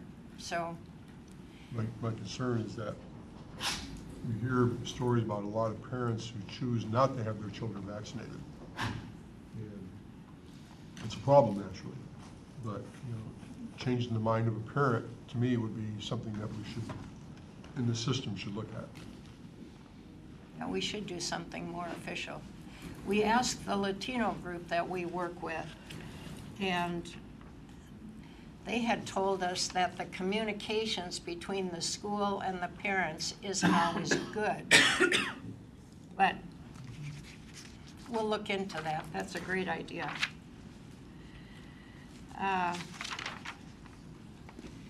And then we worked on a program with the Muckleshoots, and I had called for a meeting with one of the Muckleshoot people, Valerie Sequist, to talk to her about healthy foods and healthy eating, because that was a big job of hers at the tribe. And instead, she came, she listened to us, and then she said, Pat, what we really need, we need to do something about our young girls who are getting pregnant much too early. Half of our tribe is under 18, and we need to help these girls understand about the importance of the first food. and that's breastfeeding. And so what she wanted to do is to come up with a course to teach some of the young moms in the tribe about how to be peer counselors to these younger people, younger girls in the tribe, and help them through, teach them the importance of the first food and the how-tos when they're in the hospital and then go home. So she wanted this course, and we were able to coordinate the whole thing and get public health. We got a specialist, a lactation specialist from public health, and we got a basic course in lactation. And then Valerie took that course, she customized it to the tribal culture. And so we got a 24-hour course on lactation for peer counselors. We held 25 students graduated in 2 classes last year. We obtained $9,000 in donation, $4,500 for each class, from AmeriGroup, Multicare, Seroptimus, and the City of Auburn. Our goal for this year is to try to get funding for 2 of those graduates to get a salary to go out in the tribe and start working on this program so we can see whether we meet the objectives of the course. And if so, then it will go out to all the other tribes, because they've already had other tribes calling, they've heard about it, they want it, but Valerie would like to make sure that what they teach works in the community. So we're working on getting that funding right now. And I have to show you, I haven't shown this much, but I have to show you because they're very, very, they worked so hard on this program, and I attended 2 classes. It's so good. This is the book they put together for each of the students. It has everything in it. It's wonderful. And then in addition to that, because it's customized to the tribe, they came up with all the little things that are natural that make things better or easier or whatever. And then they came up with other tools, and I won't go over them. This is just kind of a cute one. They give this to the students, and they talk about the newborn stomach. This is the stomach of a newborn on day 1. This is day 3. And this is day 10. Wow. And so they're very committed to getting this, not only for the muck. Does it cost the students any money, or they just give those tools to them? They give the student in the class all of these things. Okay. There's no cost to the students? No cost. That's what the $4,500 per class was. Okay. And they gave them meals too on the days of the classes.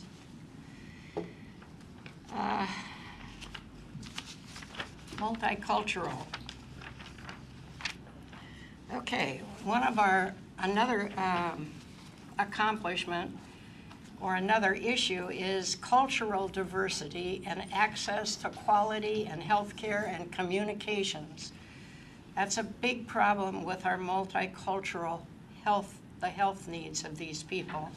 We started out a year ago with a Latino group in the South End, and we had the first meeting with them, and we have several members of the committee were there, as well as the mayor and Yolanda and Largo. You were all at the first meeting, correct? And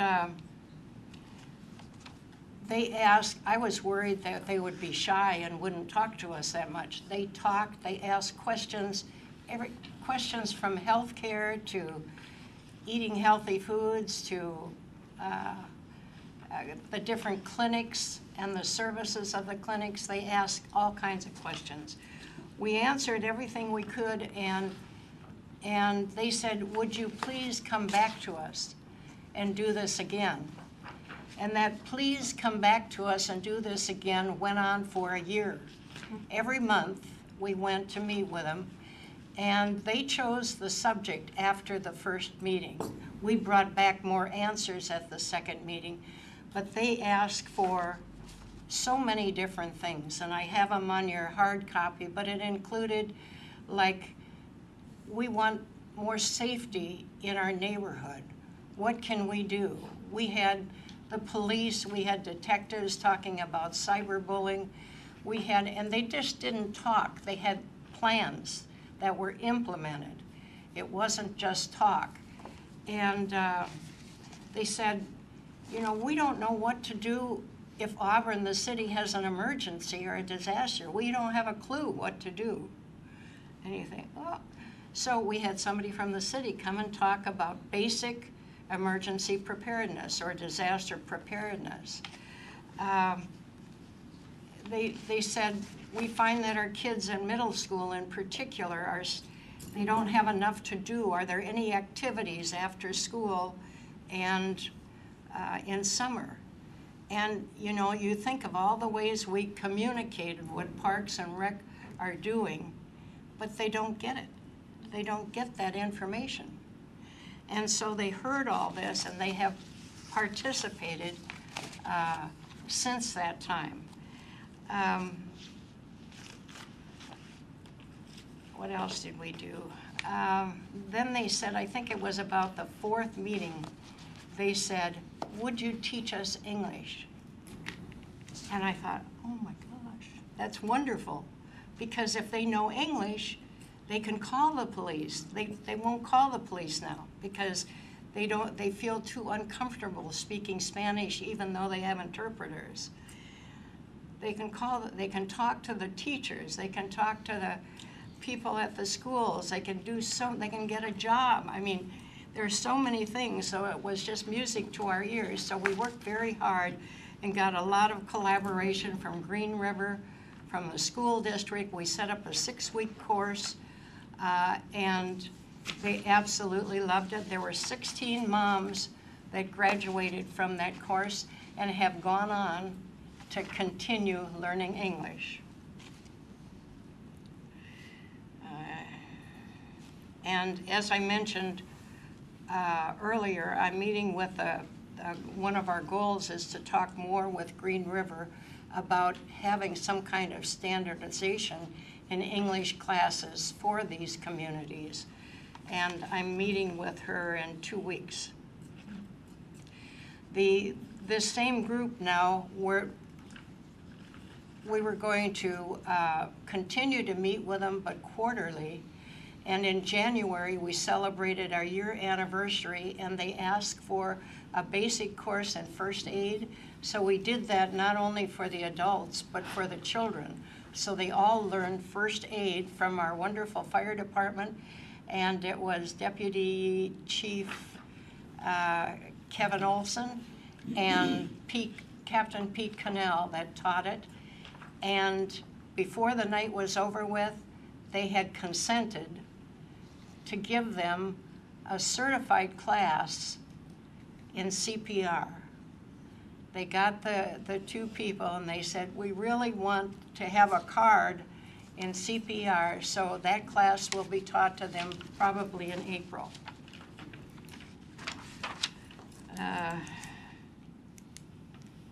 The Marshallese community, you've heard me talk about that before. It's taken us a year, but we're getting there.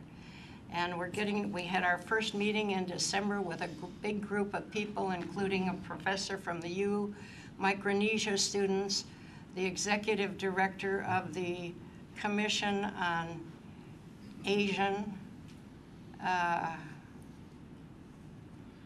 something American Affairs. He came, Michael Itty, and they're all very interested in working with us on this community. And our plan is to have a celebration day. May 1st is a celebratory day, a holiday for them. So that's during the week. We may have to have it on a weekend, but we're going to plan a big event for the Marshallese community at that time, just to start to get to know them, and so we can get to work on healthcare needs later. Near the beginning of our program last April, the committee's work, we were about 2 or 3 months into it when the Puget Sound Clean Air Agency called, and they said, Pat, we really want to help. They heard about our work and they said that they really want to help. They've been doing some measurements of the air in South Auburn, and they said it's not that good. And so they would like to come and work with us on some programs. So in the past year, they have also worked with Habitat for Humanity, and they're going to build 10 homes in Auburn, and I don't know where they are yet, 10 homes for veterans, and they're going to be clean heating homes. One of the problems with the air in South Auburn are all the wood stoves burning, as well as the trains and the cars. So they'll get those 10 homes, and then the Clean Air Agency has come up with an educational flyer on asthma in kids, talking about what are the symptoms, what are the treatments, what are the causes. And so we're going to be handing that out at all of our events to help them out. And under special populations, as far as our issues, aging, the senior center has been great, and Radine's been wonderful working with her people on 2 programs this last year, Teams and Pots and Pans. Teams was a 14-week class to discuss improved healthy eating, and all 32 participants said they're going to continue doing it. And Pots and Pans, there were 30 participants, and they were teaching them how to cook healthier meals, and all 30 of them said they're going to continue cooking healthy meals. Okay, and our last one, special populations was the issue, and this started over a year ago when we were talking about having more services in the city of Auburn. And I was hoping to find somewhere online that there would be a mental health urgent care. Couldn't find it. But what we found was a mental health urgent care, or a clinic for veterans and their families. And we found a fellow by the name of Stephen Cohen, the Cohen Veterans Network, who had put aside $275 million to do 25 clinics in the United States. There were only about 5 when I found it. And so we talked about it. We thought we wanted to get in on that, see if we can become one. Well, many things happened, and we did get into it. We started doing a lot of research, and there's a big proposal, and Bill is on the committee, and the mayor was on the committee. We set up an Auburn round table for work on this particular project, and we wanted to bring one of these clinics to Auburn. And so we got to the point of submitting a letter, and we asked Multicare and Valley Cities if they would be the operating partners, because this network says that you have to have operating partners. They agreed. So we put this all in a letter to them, and October 19th of last year, the committee, after coming up with a gorgeous proposal, absolutely wonderful proposal, with statistics about veterans in this area that would knock your socks off. I mean, just fantastic. And the CEO of the Veterans Network came and listened to our committee, who made this presentation, and after it was over, we had to do it we did it in 50 minutes. We only got an hour. We did it in 50 minutes. And there were about 10 or 12 people that presented, and everyone was perfect. It was so good. And we thought, so the man, the CEO, Anthony Husan, sat there and he didn't move and didn't say anything. And we were like, you know, what happened? He was so overwhelmed with all the information and the presentation and the passion of the presenters that he had already made his mind up until that presentation. It was going to go to Pierce County and Lakewood because he liked JBLM. But he said he was overwhelmed.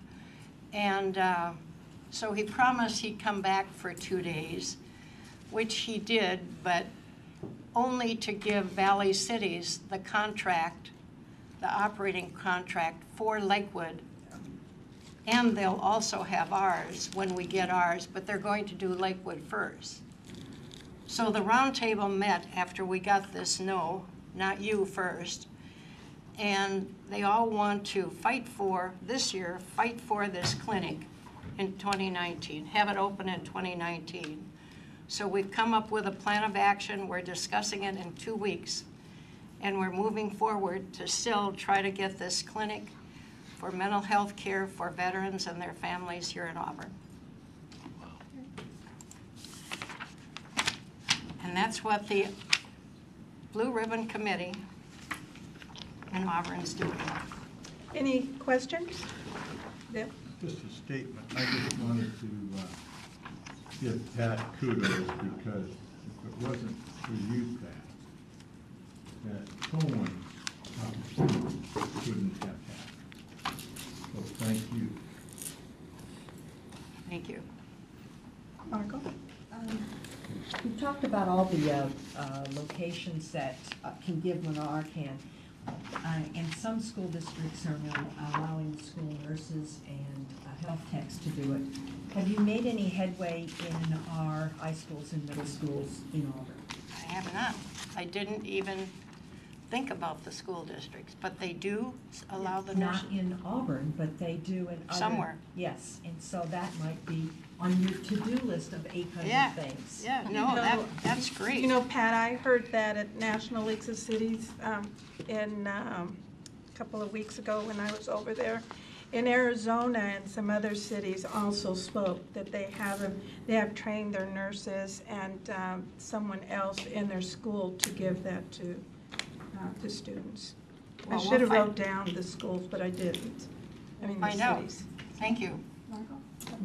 This might be an opportunity for us to get Edwards and Associates, our lobbyists, to do some precursor work on working with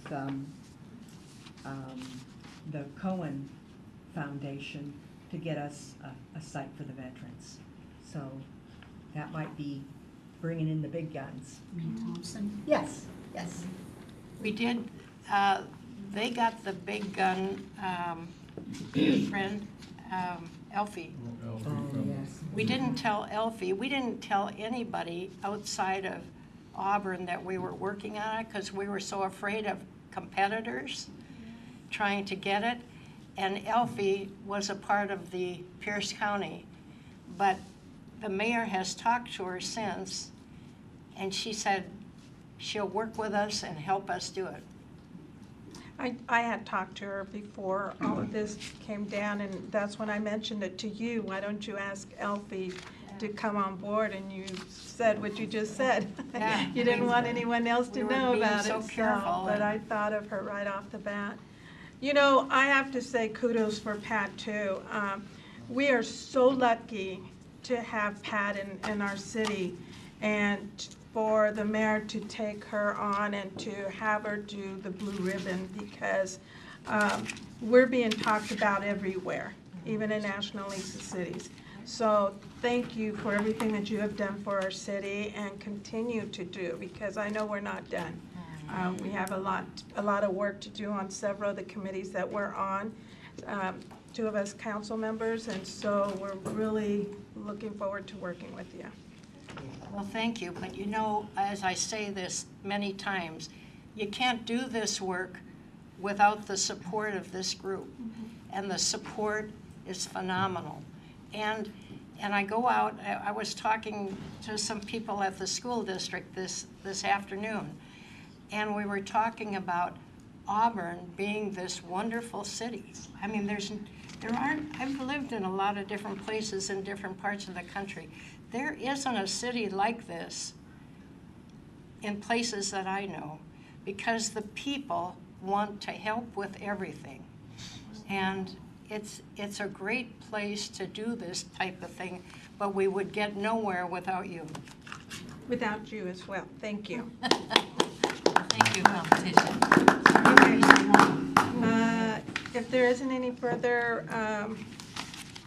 questions, does anybody need a 5-minute break real quick? Okay. Let's come back at 7:30. That's great. Real quick.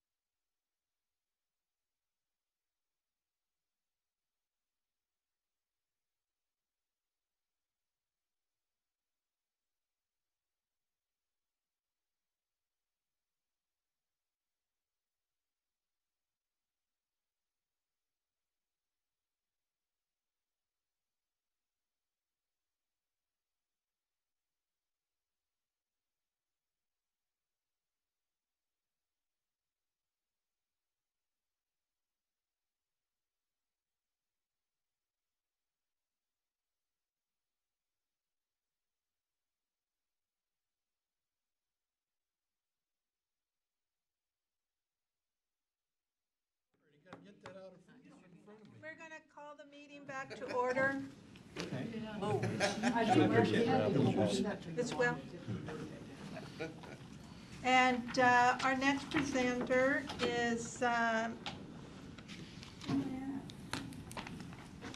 Caper, Caper. right? It's Okay. the Caper time. You're on. Hello again. I have Joy Scott, our Human Services Manager, with us, and this is essentially our year-end report on our use of our CDBG block grant funds. And as communicated with Chair Troutman, we'll just really the last checkbox before we send it off to HUD and say thanks for the money and we did what you told us to.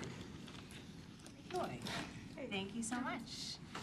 Nice to be here again. You've heard a lot of these pieces of information from me previously, so this should be relatively quick. We have, obviously, we receive our community development block grant funds from HUD every year.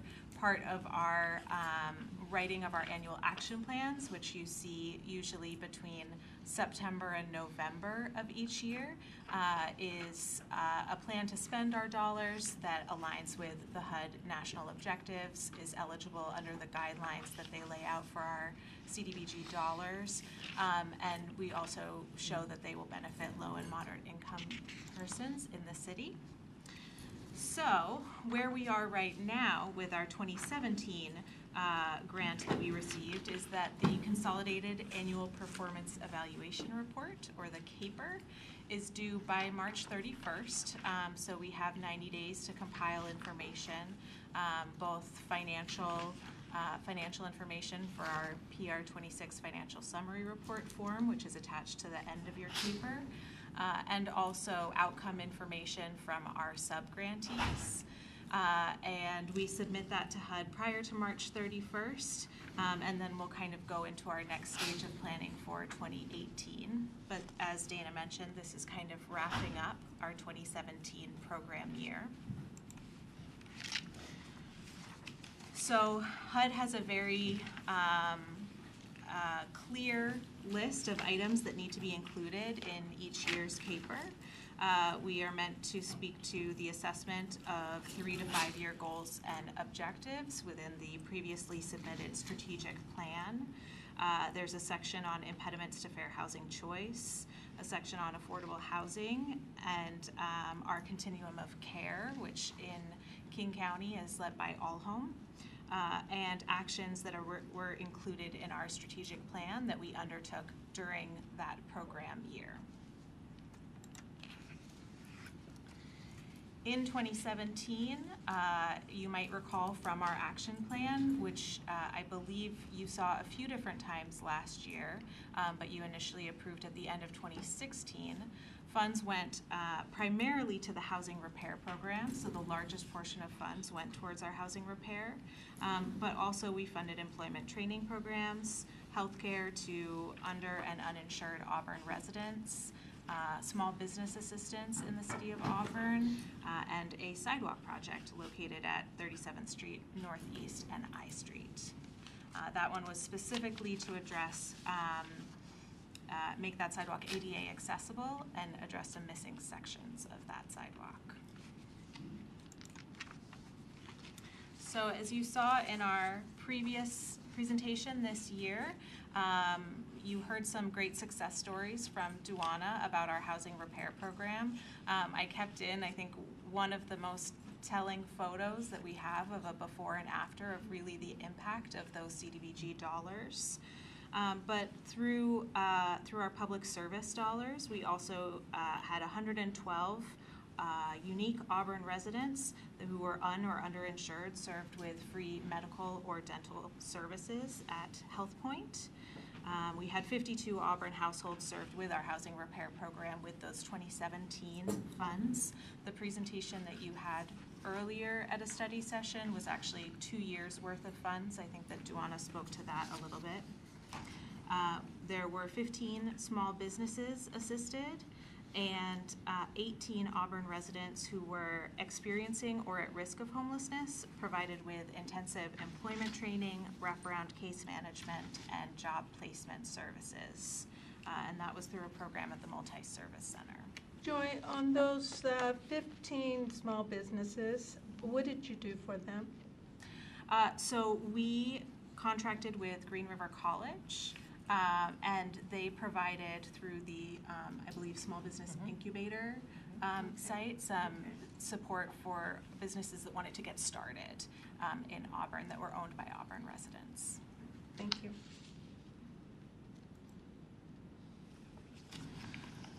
So you do have a copy of the full caper in your packets. I apologize for the formatting. Unfortunately, that is very much directed by HUD. So each of the sections and section headings, although they seem sometimes a little bit nonsensical and out of order, that is kind of the only format that is acceptable with the online reporting system that HUD requires that we use. Like I mentioned, this caper will need to be submitted to HUD prior to March 31st. Next up, we will be receiving our 2018 allocation amount, hopefully in about 2 months from now, although sometimes the timing of that can be a little bit tricky because it's based on when the federal government takes action and finishes all of their negotiations around their budget process. We may need to revise our annual action plan that was presented to you at the end of last year, depending on if that allocation amount is significantly different from what we had anticipated. And we'll also start to begin work on our 2020 to 2024 consolidated plan. And these are the kind of points at which I will be coming back to this group to present and get your feedback on those next pieces. But I'm happy to answer any questions that you may have about the caper that was included in your Councilmember Pelosa, and then I'd like to refer council to page 133.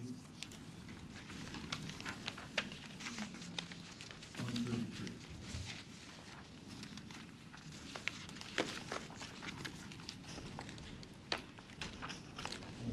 Page 9. Page 9 of this. Yeah. Page 9. Perfect, thank you. Okay. Right in the middle of the page, addressing the emergency shelter and transitional housing needs for homeless persons. If you look down at the 6th line of the large paragraph, food bank to open and operate a day center and overnight shelter. We're talking about the Ray of Hope, are we not? Why don't we promote Ray of Hope by spelling it out? I can certainly name it more specifically in that paragraph. I think it should be. I mean, Sure.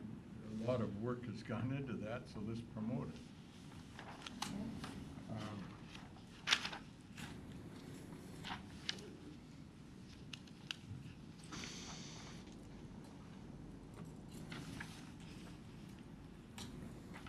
Could I go one more? go ahead. This is page 15.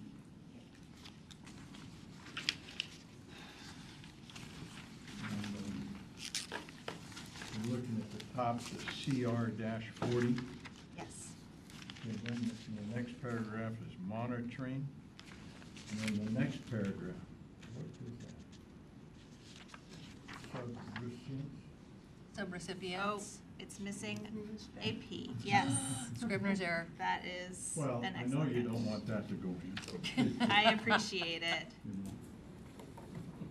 Thank you. Okay, Councilmember Brown? Yes, so recently Congress passed the appropriation for the budget. Do you know if the community development block grants appeared to be funded adequately on a national level that might indicate? We heard from our local HUD office that we should likely expect to receive a similar amount to what we'd received in previous years. They don't anticipate that any of the award amounts will be reduced. I think that it's sometimes a kind of question during each federal budgeting process, but for this one, my understanding is that it looks pretty good. All right, that's great. That's good news. Councilmember Wells? Oh, I thought you had one. No, I'm just, Just to follow up on what Councilmember Burrell was saying, you look at it, always look at it every year. And through the omnibus, because they don't pass budgets, but through the omnibus bill, it looks like they maintain the level of funding for CDBG. And so much increase it like we should, but at least it's stabilized at that point, and rather than having the administration cut it, Congress maintain it. Joey, have our applicants start coming in, or do they start at the end of March? So for our Human Services General Fund dollars, the application period is open right now. That is separate from our CDBG dollars. Yeah. Then also on page 1, Yes. you've got on there 18, is that 18 employed? Under the jobs created and retained? Yes.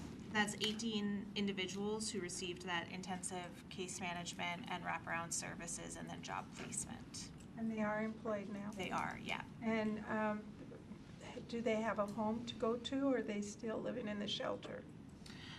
So those individuals work with Multi-Service Center, and they provide them the housing case management services as well as employment case management. Off the top of my head, I don't know the kind of individual housing status of where each Can we person find is out? right now. Sure. Thank you. Yeah. Any other questions? Mr. Pelosi? I want to refer you to, what's the page? Yeah. I don't know what, it's, in our packets, 142. Yeah.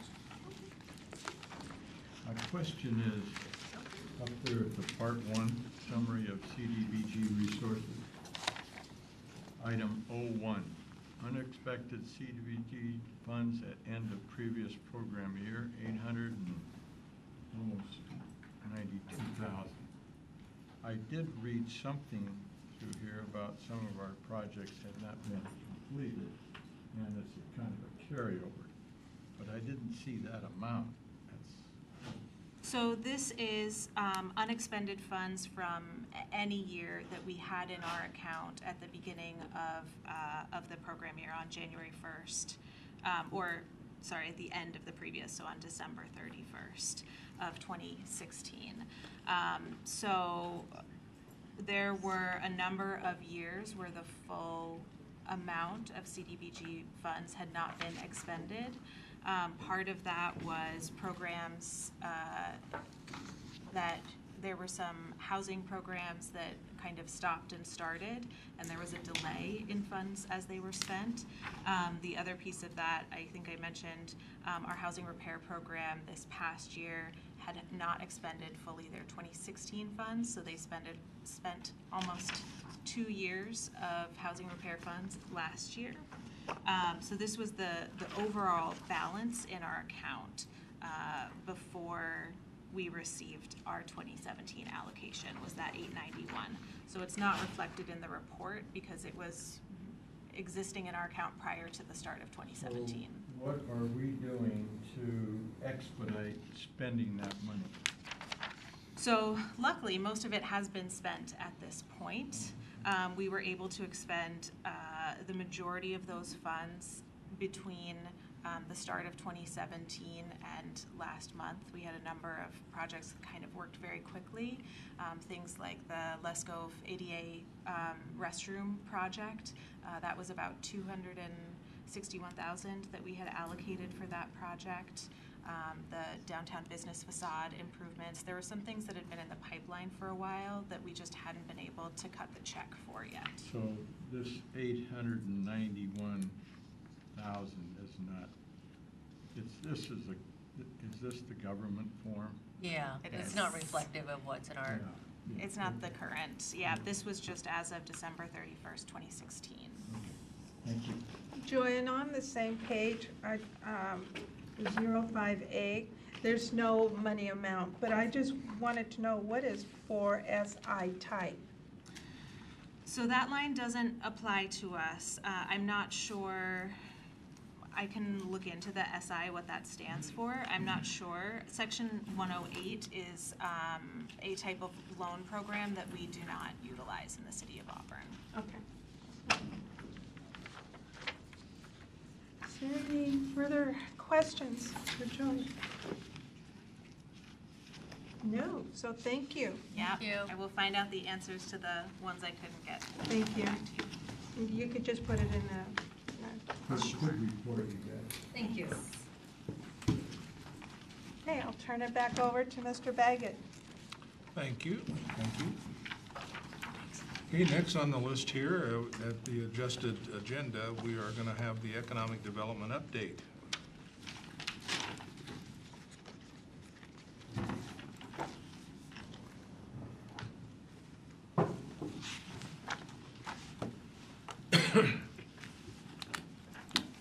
Welcome back. Good evening.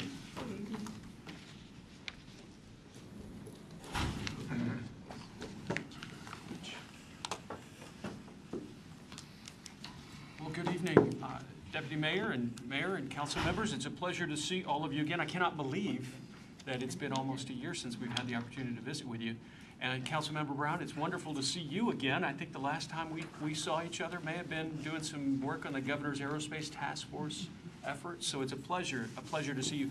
And I will share with you just right in the outset, if I would welcome the opportunity to sit down with you and talk you through the strategic planning process that we went through for the economic development plan at your convenience, but would welcome an opportunity to do that. Thank you.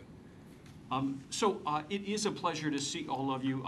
Once again, I'm Jeff Marcel. I'm senior partner with TIP Strategies. I'm joined by Caroline Alexander, a senior consultant with our team. She's in from Austin, Texas to join us for the presentation. And then Matt Anderson with Heartland is here as well.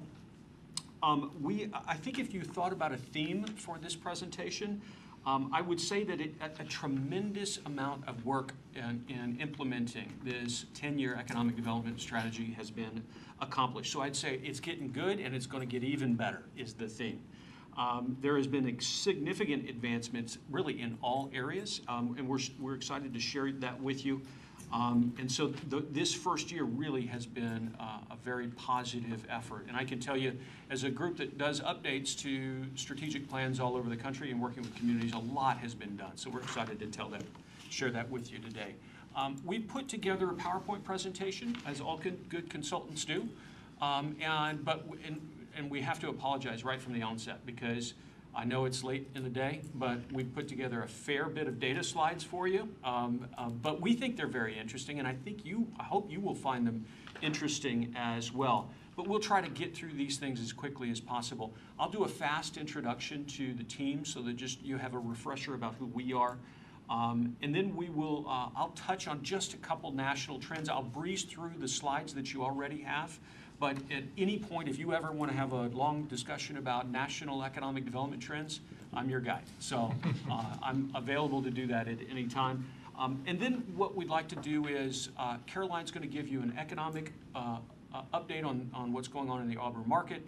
Matt is going to share with you what's going on in the real estate space for the city. And then I'll come back and I'll actually present some material that was put together by the Retail Coach. This is the retail analysis group that was with us at our last meeting. Caroline then will come back. She'll share some information and updates related to the strategic plan, and then we'll talk about next steps. So that's how we'd like to proceed if that's acceptable. Okay.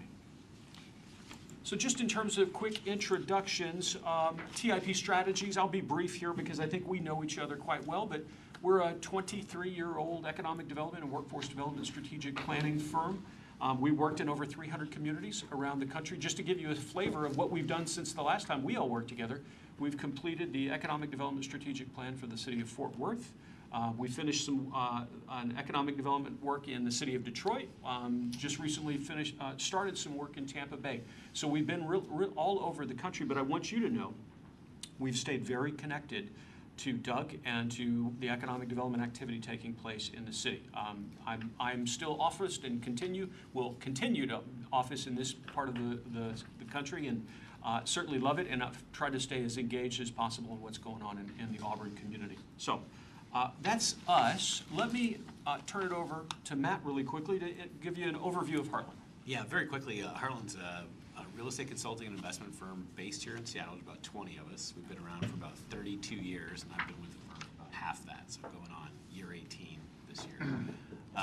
We spend a lot of time doing a lot of different things for for civic clients, for public sector clients, a lot of ports and housing authorities with complex real estate portfolios, a lot of work with public or private real estate companies, developers and investors, and then a fair amount with corporations as well on the real estate side. Super. And it is my job to give you at least a quick introduction to the retail coach. And I want to first say that that Aaron Farmer, who is the vice president with the retail coach, sends his apologies. The retail coach, like TIP Strategies, is a small firm, and he's had a prior engagement for a long, long time and could not join us. But I did spend some time on the phone with Aaron on Friday to review some of the information he shared. And while I'm a poor replacement, I will go through the slides and the data that he wanted to update you on. But just to give you a sense about the retail coach, they're a national leader in retail analysis, consumer analysis, and consulting in terms of recruitment for retail operations for communities as well. Aaron also asked me to make sure that you knew that he's actually was in this region and drove through the city just 2 weeks ago, and will be back in this part of the world in about 30 to 60 days. And he wanted me to make sure to convey is that he would welcome the opportunity to sit down with you and go through any of the information that I'm going to share with you. If there are questions that you have that I may not be able to answer, which I'm sure there probably will be, but he'd be welcome the opportunity to sit down with you and cover that. Okay? So my job is to quickly share with you some national trends in terms of economic development. There are really two big takeaways I want to share with you. The first is that this is and this is true across the country, it's a really tight labor market. It is as far as back as anyone can really see. The second big point that I think is really interesting, certainly related to the work that we're doing in Auburn, is that the disruption of online retail continues, and that is communities across the country are really struggling with that and what that means for the future. I'll share a little bit of information about that. We'll pass through this slide. What's happening there? I think it clicked on the interactive map, so that's Okay. what brought up the website. Let's go back.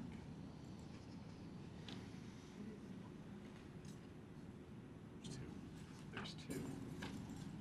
That one. There we are. Don't click on it, just scroll through it. It's very sensitive. There we go.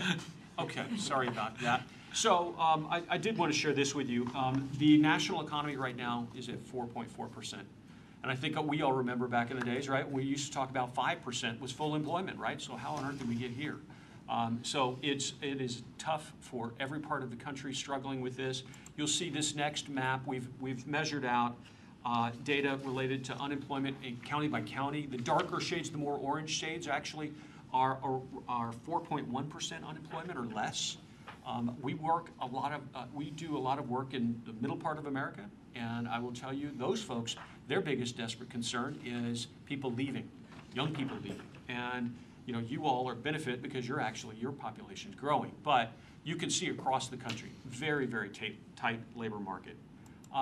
This slide is really, I just wanted to emphasize, the reality is that the skill levels for all areas of employment are more and more demands to have high-skilled labor is absolutely essential. That's true for everyone. I'll go through these slides. I did want to share this with you because I thought this might be interesting. So this tracks retail sales from 2002 all the way to 2016. And this chart highlights in the trillions. So there was $3.1 trillion in retail sales back in 2002, took us all the way to 16. Isn't it interesting that there was barely a little bit of a blip back during the Great Recession? But you can see it's marched along. People are spending more and more and more money. But we as a firm wanted to dig a little bit deeper into this, and so we tracked construction rates for new retail as well as construction rates for warehouse and distribution facilities. The warehouse and distribution are the hash marks, the solid liners retail. And it's interesting, right? They both fell off the cliff during the Great Recession, but then you can see what took place with distribution, and it's picked back up. But you see retail has just kind of fallen flat for the last several years. Now, in some respects, that's because of the high debt load that a lot of major retailers took, right? We all saw what's happened to Toys R Us recently, and that's because they took out a lot of debt. and couldn't recover from that. But there are also some other reasons a lot of this has been flat, and that's because of online retail. And this is a trend line that I don't know if I've ever seen another trend line like this. This is online retail sales since 1999 all the way to today. And look, I mean, that is the most, I mean, it's amazing how methodical it is, marching up. Barely even took a little bit of a plateau during the Great Recession and still has kept up. Now, all of that is to say online retail is going to continue. We don't see any reason why that trend is going to slow down. And that means retailers, but that also means communities are going to have to make sure that they appreciate that retailers, bricks and mortar retailers, have to provide an experience. They have to or convenience, because low cost is not going to do it anymore. Those are just some of the big issues that we wanted to share with you. For now, I'm going to turn it over quickly to Caroline to take you through some of the trends that we wanted to share. And there's a lot more data that we had pulled for Auburn in the previous assessment, but this was just sort of to touch base on some of the biggest things, that your employment base is up over 60,000. Your unemployment rate is slightly lower than the nation's at 4.1% instead of 4.4%. Your labor force just in the city of Auburn is just over 40,000, and your gross regional product has topped $8 billion. Your employment base continues to be led industry-wise by government, which includes education and also both your public education, your school district, but also Green River College, and the federal government. And then it's retail, trade, manufacturing, and construction. We have a question from Council Member Pelosi. Sure. Yeah, I read recently about companies, because they need labor force, are not asking for drug testing. Well, bring them in. it depends on the regulations. We've done some workforce projects in Colorado and other states where marijuana has legalized, and they still have to, many of the employers still have to follow the federal guidelines as far as their employees, and so they have to drug test for commercial driver's license and for certain machine operators and things like that. So I think there's some employers that are maybe lifting that or relaxing that, but a lot are not. And actually, Jeff, I don't know if you want to tell a story that there's a... Yeah. So I won't tell you the community, but we recently have started a project working with a community that has a large industrial marijuana agricultural operation. And in talking to those folks about what's their biggest challenge in workforce, it was, we can't find anybody who'll pass the drug test, which I thought, that's was kind of a surprising response to me. So, but that being said, it is true across the entire country, and we do work from New York to California and from Washington, Alaska to Florida, and it is true across the board. And I would say I've seen more employers relax the criminal background check versus the drug test. That they're starting to look at, whether or not you need to have a clean background check. Oh, so they just bring them in, give them their confession, and... Or they're more... Yeah. I guess they relax the filter a little bit, and depending on what the job is, they'll see if it's second chance hiring. So, and some of their best employees are someone with a criminal background. So. Yeah, I understand.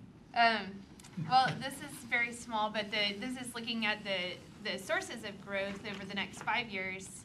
Is expected again to be retail, trade, government, construction, and information are the top sectors. And Doug mentioned that you guys like to see this slide about commuter flows.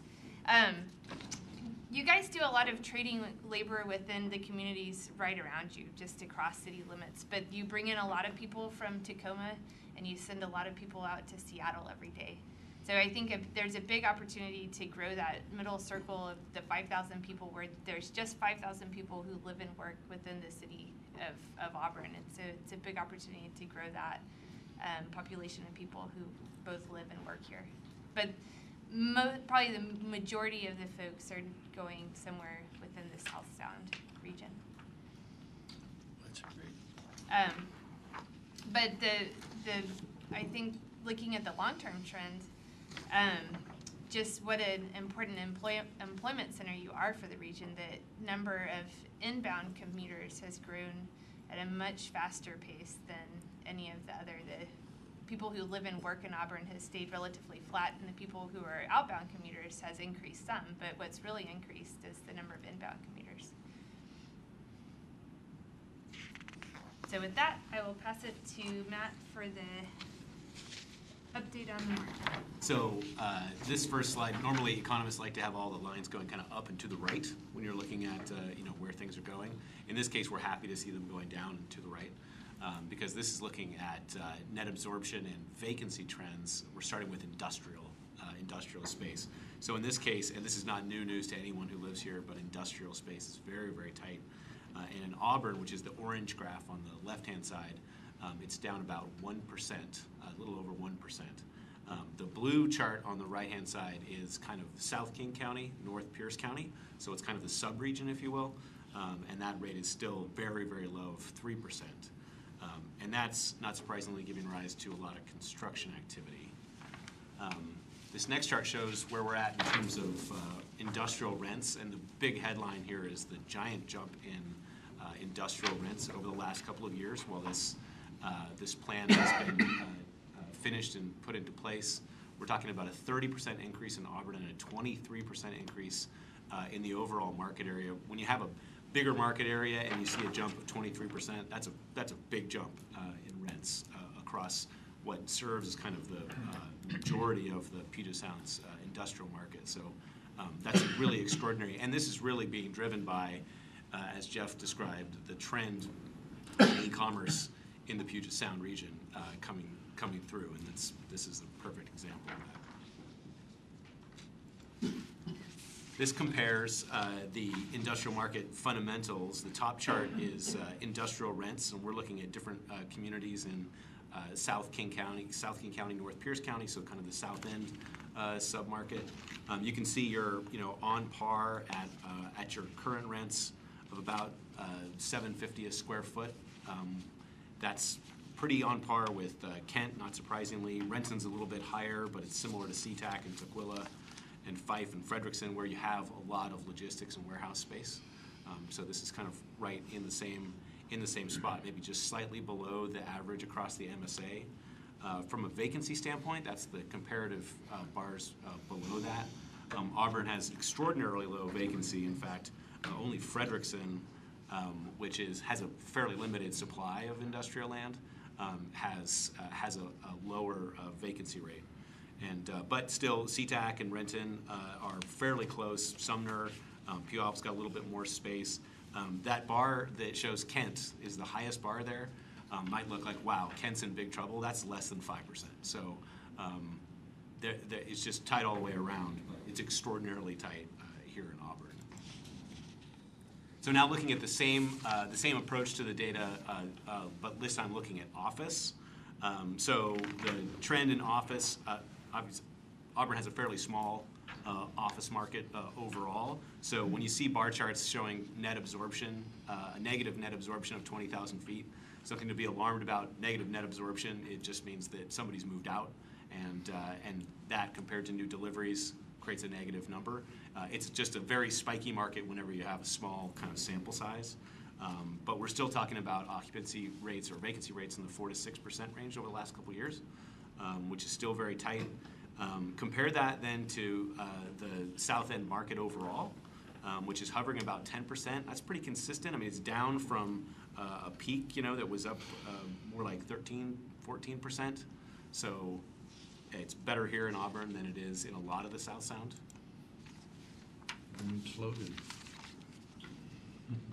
So this kind of breaks down similarly the rental rates and vacancy trends. So you can see that rents are up pretty substantially actually over 2014 when we were hovering around maybe $15 or $16 a square foot a year, triple net. That's now up to about 19.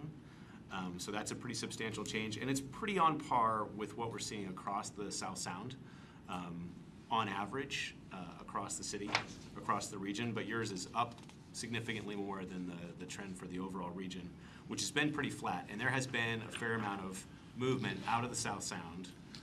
Weyerhaeuser, REI's planned move, a number of firms, as the firms are changing or they're growing and now they can't fit in their space anymore, a lot of them are moving, outside of the South Sound. So it's a pretty flat market for suburban office in the South Sound at the moment. So this compares, again, how Auburn is stacking up next to your neighbors. Starting at the top chart, which is rents, it's very similar to Burien and SeaTac and Tukwila. Kent's a little bit lower. Rents there about maybe $16 net, whereas you're sitting out at about $19. And Federal Way also has a lot of suburban office, and those rents are lower there as well. Tacoma is maybe only slightly higher, and that covers kind of all of downtown Tacoma, and then kind of on par with Puyallup and Lakewood. Office vacancy, as we've talked about, is fairly low in Auburn at about 7.5% right now, and that's only slightly higher than Burien and a little bit less than Kent. So overall, things are pretty steady and/or improving. It's strengthening. This is as I'm looking at it now, I can see this is a lot of stuff on one slide. This is a little bit of the methodology that went into forecasting. In the study we had done kind of a deep dive into a whole lot of data forecasting the development capacity within Auburn. And I won't go into all of the details as to how various parcels were allocated and capacity was forecasted, except to say for the update, we took permitting information and took that out of the original forecast that was created in late 2016, and kind of subtracted that out. So I think the headline here is about 673,000 square feet of non-residential development has been permitted over the last 2 years. A lot of that, 85% of it roughly, is in the industrial space, consistent with the trends we're seeing across the region. And a lot of that space is in, say, the DCT's Hudson Distribution Center, which is under construction right now. So we took that away from the forecasted capacity of all of the parcels in the city, and that original forecast less this growth would come to an office capacity, a forecasted office capacity of about 5.7 million square feet across the region, which would, again, with a bit of a rough estimate of jobs per square foot, would get us to about 21,000 office jobs potential. You're talking Councilmember about. Trout-Manuel? Thank you. You're talking about redeveloping. Where are those going to be at? You've got here offices and industrial. Where are we going to be rebuilding those offices in? Well, what we're seeing, the trends from intake calls that we're getting from different developers and different users, a lot of it is existing warehouse distribution space that they're taking and redeveloping that into now either office or manufacturing. That seems to be our greenfield sweet spot right now. Yeah, I thought we had very little space of industrial Mostly building. the distribution space that's being redeveloped. No, there's manufacturing going into the distribution space. So it's the distribution space that really seems to be attracting the developers, and that's in lieu of the fact there isn't a lot of vacant land any longer for us to develop. Okay, thank you. This next slide might help a little bit. These are some of the areas that the original plan had forecasted would hold a significant amount of development. So the Valley 6 project, obviously the GSA property is an immense amount of development capacity over the long term. Downtown Auburn from an office standpoint. Emerald Downs, the industrial retrofit piece is in there as well.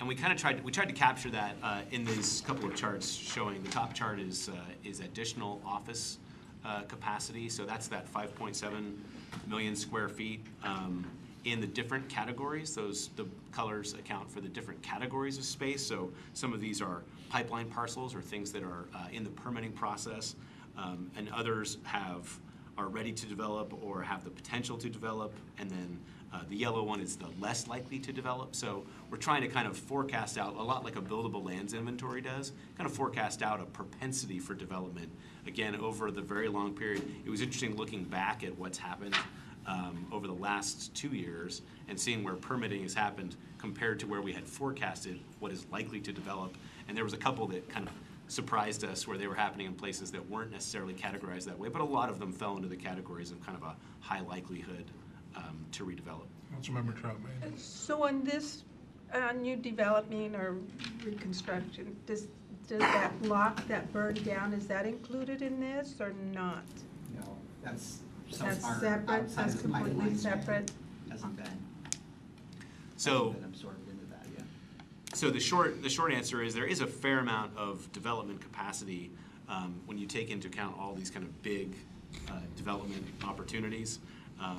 The GSA, we switched because the zoning changed in the interim here, so we switched that development capacity from tilting towards industrial under its former zoning towards tilting towards office. That is to say, that doesn't necessarily mean that just because you've zoned it that way, that's the way it's going to go, or that it's going to happen in the near term. It just means that's what the the regulatory scheme would allocate that particular space to. So it's a big, broad forecast overall. Mayor Backus. There are a couple of slides in here where our numbers on the files that we have are different than the numbers. Yeah, I should have said that. We played with this too late, and it got printed, and so I apologize for that. But we can make sure you get the full updated. We moved some stuff around to try and make it a little bit more clear and so forth. We stuck what was in your printed packets from last week, and you showed up with new information tonight. Yeah. Okay, so let me share with you some of the data that was provided by Aaron Farmer with the Retail Coach. And as I said earlier, I'll try to go through this fairly quickly. Aaron will be able to sit down with you and respond to any specific questions that you have. But there were two major takeaways he wanted me to make sure to communicate. The first is that in terms of the analysis work, all of the retail data for Auburn has been updated for 2018. And then the second thing he wanted me to convey is that there has been a shift to not just focus on national retailers, but also look at a strategy to expand, to look at and target regional retailers and restaurateurs as well. And we'll talk a little bit more about that. This is the Auburn market profile and that has been updated for 2018. And these are some of the tools that are being shared with national retailers and the regional retailers. And this map covers the primary retail trade area. And the primary retail trade area is really, think of this as Auburn's core customers. This is 85% of the customer market that's shopping in Auburn. This is, if you recall, when Aaron spoke just last year, they had a new kind of cutting edge technology where they were mapping cell phone usage and where people are shopping using that technology, and that's been updated, and that's where this comes from.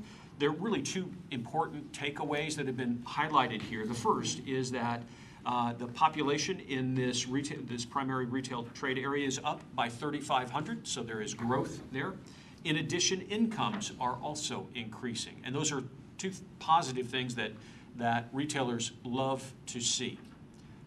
The second chart that looks very similar, but it's slightly different, and this is the retail trade area itself, not the primary, but this is the retail trade area, and it really captures almost all of the consumers that are all of the shoppers in Auburn. And this is for something like the outlet collection that brings in a much wider trade area. Absolutely. And the big takeaway here is that the population is up by 11,000, and that's a significant number. You heard me say earlier we were looking at just national trends. This is different, right? This is a different story to tell than what's happening in different parts of the country.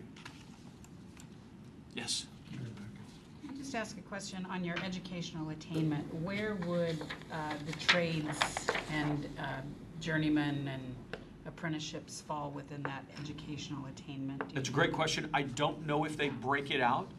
If they do, of course, it would be under that associates, but I don't know if they break it out with certifications or those kinds of things. I don't know if their retail analysis goes to that depth, but that's certainly something we can track with Aaron. Usually it's the line that would show up under, it would be some college, no degree.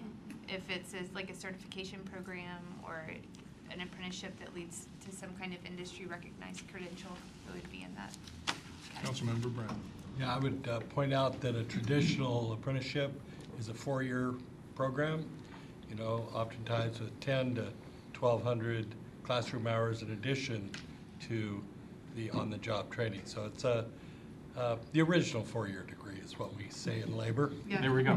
Well, and the other thing, it brings a fantastic income. There you go. So it's certainly something we want to make sure to communicate. To have that split out if it's possible. Sure.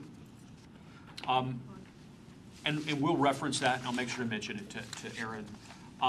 So the next thing we wanted to share a little bit with you is our retail leakage number. And just as a quick refresher, when we talk about retail leakage, it's really, we're talking about the money, the dollars that are being spent from Auburn shoppers outside of this region, right? We're losing. And the reality is you can't capture all leakage, right? People just naturally are going to spend money outside of their community. But the goal here that we have set is to reduce the amount of leakage by 10% over the next 5 years. And that number would yield dramatic results. And I think you'll get a sense of this from the size of the dollars that we're talking about. I apologize for there's an enormous amount of data here, and we don't frankly have enough time this evening to go through it, certainly not line by line. But I did want to at least explain the chart to you. This is the primary retail trade area gap analysis, measuring that leakage. The first column really is a description of the kinds of retail that we're talking about. The potential sales column, that's really everything that Auburn consumers purchase. Actual sales are what those people spend in Auburn. And then the leakage is the difference of the two, right? The surplus. The leakage index is really just a measure of, the lower the number, the higher the rate of leakage. If you looked at 1, that would kind of equal kind of a perfect world where people were just spending their money within Auburn and nobody ever spent any money outside. But unfortunately, we know we can't hit that number. But I did want to point out, Aaron asked me to share this slide with you, just to highlight, I know something that's been on everybody's mind and certainly something that we spend a lot of time talking about. And this is I'll point out, this is for food service, the food service category. And you see the line that says full service restaurants. These are the casual sit-down restaurants that I know are so important. When we talk to a lot of folks in the community, they were really focused on how do we get more of this? And this tracks the number, the leakage number at $134 million, a significant number. And I know we look at that and go, oh, boy, that's horrible. But it also, the other side of that coin is that it means it's great opportunity for retailers or restaurateurs. Then underneath that, you see limited service. And this is what we reference when we talk about fast food restaurants. That number is at $42 million in leakage. One of the things that Aaron and I discussed about this specific data point was, although that sounds like a lot, he felt like that was a really comfortable number to be at. We want to spend our energy focused on those casual sit-down restaurants. So let's talk a little bit about the shift. You remember when we first started talking about this economic development strategy, we talked about how it needed to have flexibility built in. Because it's a 10-year plan, different opportunities will spring forth. And so we wanted to make sure, and with Doug's input, there has been a shift to expand not just to communicating to national retail chains about the opportunities that exist here, but that's going on. But we also wanted to focus on regional retailers and restaurants. And that's in part because some of those, they're smaller groups in some respects. They don't necessarily have access to the big national chain data, right, that we're sending that to. Those folks don't always go to the big national conferences, those kinds of things. So we wanted to make sure that we were hitting them with Auburn information. And then the second, I don't know about you, but when I think about the regional restaurateurs and retailers, they really they deliver more of what I would say is kind of an Auburn character. And so making sure that we were talking to those folks is really important. Yes, Councilman. Councilmember Brown. Yeah, it would seem that some of these regional providers carry with them some loyalty for our local folks and would tend to cause people to say, okay, hey, cool, I don't have to go to South Center or somewhere like that to, so that seems like there'd be some real potential. I agree wholeheartedly, and I feel like those folks might have a little bit more time to actually understand the opportunity. Sometimes when you're talking to somebody in Manhattan about where they're going to make massive investments in different parts of the country, they don't necessarily won't take the same kind of time to understand and appreciate the nuance necessarily that the opportunity offers. Let me share with you, these are just a sample of the regional retailers that these folks, the team at the Retail Coach has put together custom packages that includes a letter and some of the data that we've shared already, along with contact information to regional restaurateurs and retail providers. And continuing to touch those folks, I think, is going to be really important. And then to round up, just to touch on some of the recruitment efforts that are ongoing. Of course, continued emails and phone calls are going out to prospective retailers and restaurateurs. And then back in 2017, there was a fair bit of business development activity as well. You can see the 4 different national conferences that national retailers spend their time at. Doug was at I believe the May ICSE conference, which is the biggest one. And then in upcoming, and Auburn was represented at each one of these through the Retail Coach. And then upcoming in 2018, there are two additional retail shows coming up. Of course, the big annual one once again in May, and then in August in Austin, Texas, just to give you a sense about kind of what's coming forward. Okay. I'm sorry. Councilmember Pelosi. You mentioned the Auburn was represented. How are we represented? So I can't give you the full scope of how Auburn is communicated. I know that there's material, and when there's a booth that the folks from the Retail Coach have at these national conferences, and when they set up meetings with retailers to communicate the value proposition of a whole host of different communities they work with. And then there's hard copy material presented about what's going on in Auburn as well at those shows. So I attended one with them last year because I was the very first one, because I wanted to see how they did it firsthand. And they have a very active presence at the convention. The one I was at has over 40,000 people at it. They have a lot of contacts with different national retailers. They schedule meetings, all the cities that they represent. They put our demographics in front of them if we fit their basic community demographics, and then if it gets a little bit deeper, prime example would be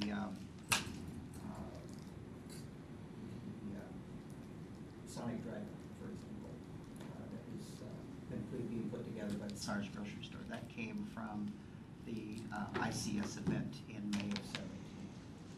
We fit their corporate demographic, then it gets down a little bit deeper, then we have to supply them sites that will fit their corporate needs. So do we get a report from these different conferences? Yep, I get a list of anybody, yeah. I get a confidential list of any retailers that they've represented us to. Is that report that you put out in your report to the council? Can that happen? It'd be kind of nice to see what kind of fish we're catching at these conferences. I agree. A lot of these companies don't want it to be known that they are looking, so it's all relevant if they ask us to keep it confidential or not. I don't want to. But we can certainly give numbers. I mean, we can give some generic numbers, and certainly I'll vet that. I mean, I'll vet that concept through my director. How about that? I mean, that's kind of a measurement of this whole package. Yeah, and you never know. Trade shows are a little bit of a the old proverbial crapshoot. You never quite know who's going to show up there to be there to even talk to. So a lot of times it's the contacts made after booths. I've been trade shows for a lot of years and with a lot of different industries, and some are good, some aren't. But yes, I mean, we do get reports of companies that they've talked to, given our materials to, that type of thing. yeah, we can come up with a way to still keep the confidentiality. If you've got a good retailer that's looking at us, for example, that might be a good sales tax generating company, they could just as well go a mile north and go over the city limits line to another community if the word is out there that they're looking at us or looking at, say, the South King County area. A lot of times we don't want to tip our hat that we're working hand because they will get poached. I think that knowing you, Doug, you could mask it some way. We'll work something out. And Councilmember, I will also share with you, I have never been fortunate enough to go to the ICSC conference in Las Vegas. But from what I understand, it is the most amazing conference that exists for this kind of thing. It's every restaurateur, major retailer in the country, and they are there to do deals and get introduced not just to companies, but also they're trying to do business themselves. So it's supposed to be amazing experience. So with that, I'll transition to talk about where we're at with the strategic plan. So let me pass it to Caroline to take you through a quick overview of where we're at. Yep. And just as a refresher about, I'm sure you guys remember what the plan was, but it was categorized into these 4 different opportunity areas. One was delivery, and that was about how economic development services are delivered to the customer. The second one is product, and that's really about your real estate, your business climate, and all of those things that foster business growth and expansion. The third is place, and that's just having an attractive place with the gateways, the impression corridors, the destinations that attract companies and attract people, and really define the character of Auburn. And then fourth is the messaging, and it's having that coordinated message and telling the story about Auburn, both internally to build a more positive perception internally and then externally as well. So our initial recommendation was, oh, I clicked the wrong thing. Our initial recommendation was to add to the economic development team to help with implementation. First, by adding a business development person that can really work and focus on those first 2 opportunity areas, and then eventually add a marketing person and then a redevelopment person. So keep in mind that what has been done so far on the implementation has been done with the current staffing that before any of these folks have been added yet. So that makes the achievements all the more impressive to us. So this is teeny tiny, but hopefully you can read it on your screen or in your packets. But Doug has a spreadsheet where he can keep track of all of the status of all the different tasks. And so we have 3 different categories, one that it hasn't been started, one that it's in progress, and one that it's been completed. And about 10% of the tasks have been completed, which is right on target for the first year of a 10-year plan. Within the different opportunity areas, different amounts of progress have been made based on the staffing and where Doug could focus his efforts this year. But a lot has been done around delivery, and that was probably the area where you were doing the most stuff anyway, because that's more of the traditional economic development. Around product, not as much has been done because there's a lot of groundwork that has to be laid in terms of fee studies and some of the cost analysis that's happening, and also the rezoning of GSA and making sure that there's actually product that's shovel-ready and developable. On Opportunity 3, a lot of work has been done around the downtown area, and the groundwork is kind of getting put into place to start looking at Auburn Way South. And then around the 4th one, things are just getting off the ground with the hiring of a marketing firm and really putting in place the tools to have a more coordinated message across the board. So there's a lot of things in each of these that I can highlight, but these are just some of the high points that we wanted to draw attention to. In the first year, you guys have launched a business incubator, and you've really strengthened the relationship with the Small Business Assistance Center at Green River College so that you have good services to provide to your clients at the business incubator. The business license database has set a become a wonderful tool that can really be the underpinnings of a business retention and expansion program and your business visitations, because you have the contact information there. When the business development person comes on, they'll have a really rich database of businesses within the city limits of Auburn where they can choose who they should target and map out their work plan. You've continued to grow and strengthen the relationships with all of the regional organizations, your partners within the city, but also outside of the city. And then just making progress towards hiring that business development person is a big deal, because you've kind of set the stage and now ready to implement and really accomplish a lot more of the tasks in year 2 and 3. And let me share, I will tell you, I am absolutely blown away. Doug shared with me just a couple of weeks ago the tool, the buy local tool that he's created that uses business licenses from the city and then pushes it out.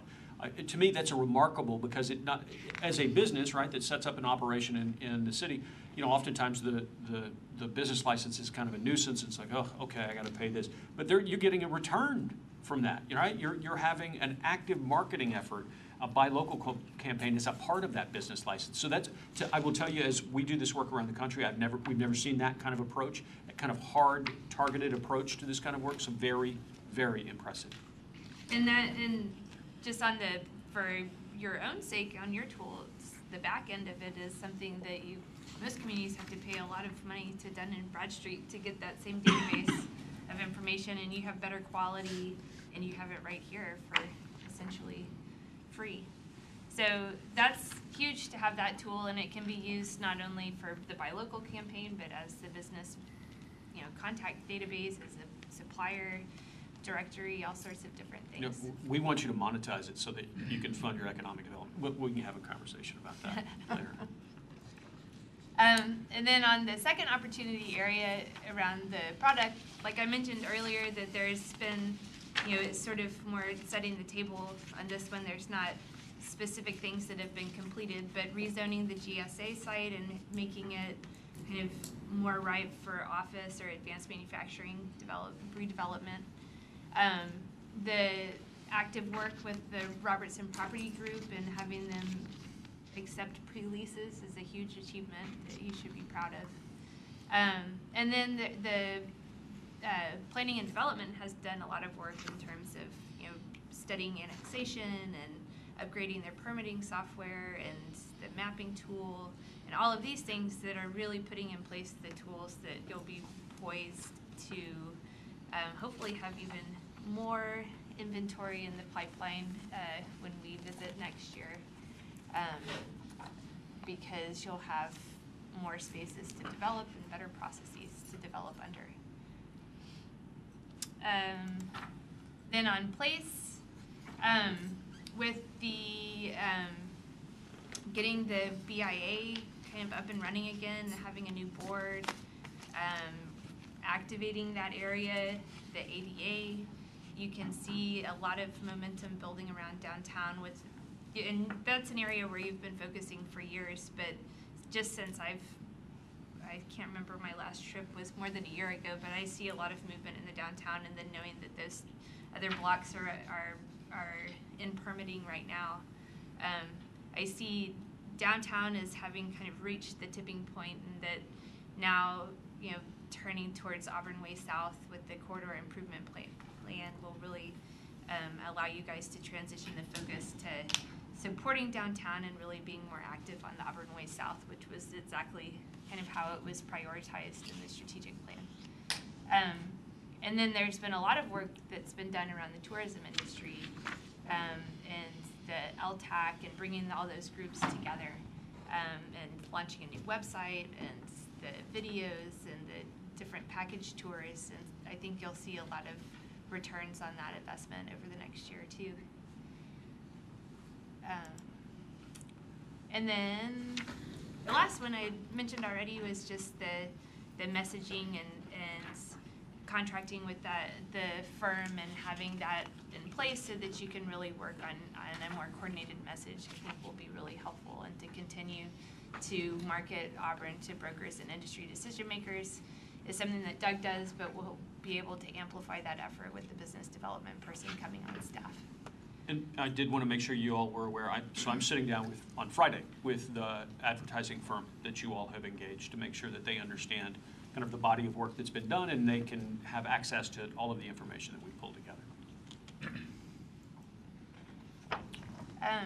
And I think Matt's talked about a lot of he flashed up a slide there that had a lot of the results, but you can see a lot of momentum all across the city. But these are some of the big things, the 2 big residential projects, just right adjacent to the sounder station with 400 units, and the other one that's not up here on 10th. 538. Okay, Is so it more than 500. On top of it. And then, just driving down Main Street today, Jeff and I noticed a bunch of new restaurants that are kind of at a higher end. The new brewery, and there's a wine bar, and some of those, and the new hotel rooms. But you can really start to see there's momentum before the plan, but you can really kind of see it crystallize. Just since I've been away in the last year, a lot of notable achievements. So what we had created in our in the plan was sort of a dashboard that looked at tax base, it looked at the market, and then it looked at economic opportunity that were structured 3 different indicators on each one of those. And there's a lot of positive signs in each of these. The property tax base has increased by 7%. Retail sales increased by 4%. The commercial tax base has increased each year, but the value of the residential tax base has increased at such a faster pace that it sort of overshadowed that. So your tax base as a percent, your percent commercial has gone down. But it's still, it's growing and it's healthy, but something to work on. Matt's talked a lot about the market data here with the industrial and office market.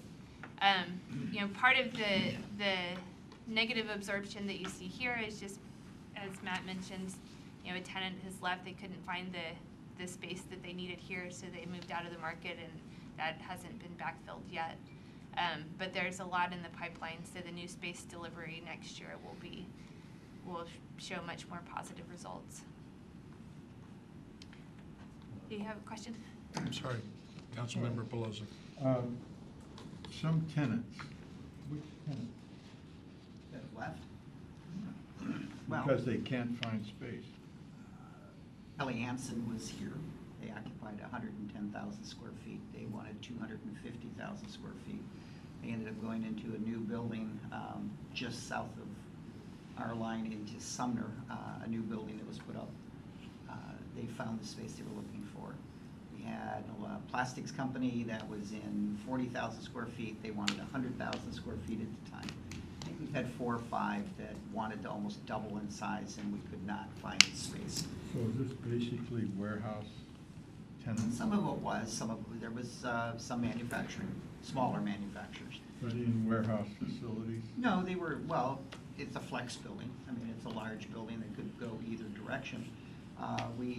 But for example, we had a 55,000 square foot building on West Valley Highway that was sitting vacant, and a company, an aerospace company just acquired the building and will be moving into that space. So the backfill seems to happen quite quickly. I believe just about everything that has come vacant has backfilled within just a matter of weeks or a couple of months maybe, but we're seeing it moves as fast in here as anything should move out. The unfortunate thing is, of course, we can work hard with these companies that they are doing better and they need to expand, and then all of a sudden we can't find 100,000 square feet for them, and it happens more often than ever. That's why at the type market, it's where do we go with annexation? Where do we go with development standards that maybe make it easier to redevelop a distribution space that needs some help on how they deal with parking, and there's a lot of different ways. And I know Public Works is getting very active with a number of those things for us and planning. So. And Josh, did you have something to? Yeah, I think it should be pointed out too that, I mean, Doug, you're talking about some larger Josh, spaces, but there's. You can't be heard on them.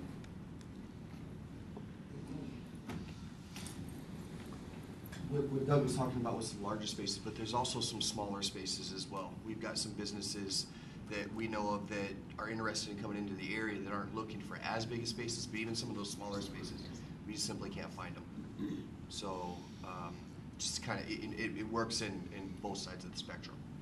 One of the things we do for a lot of the clients, we'll get a call from a manufacturer that's, say, in South Seattle, for example, and their rents had been at 70 cents, and now it's going to go to $1.50. We hear this all the time. And they need 20,000 square feet or 10,000 square feet or whatever. We use a system called CoStar. It's a consolidated database that's the same system all the commercial brokers use. And Josh is tasked with maintaining that wish list. Every morning we run a report for every lead we have, and is something hit the market that we can put them into.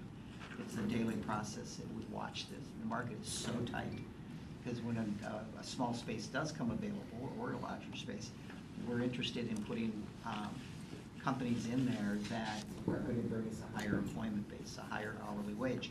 It's kind of like, okay, let's make a decision, who are we going to invite to the community to be a part of our business base. Distribution gives you about maybe 15 or 20 jobs per 100,000 square feet. Manufacturing will give you anywhere from 200 to 350 jobs per 100,000 square feet, at probably $10 an hour higher wage and much better benefits. So it's all relevant when your general fund is reliant upon direct sales tax collections. It's an expendable income that's the key to, one, to drive additional tax revenue into the general fund or into the community, which pays for the quality of life. So it's kind of a big circle. Distribution is very, very critical because we've still got to get product to market, but it's working with those companies to really invest in themselves with better technology. How can they move more product with less square footage? So we're trying to be, careful with our distribution companies. We don't want to damage that because our manufacturers need that to move product. But yet we want to, reinvest and think a little smarter. And then the last category was economic opportunity, and I think this is the part to be proud of, is that they're green plus trends across the board, that your job base is growing, unemployment is low and is even lower than the state in the U.S.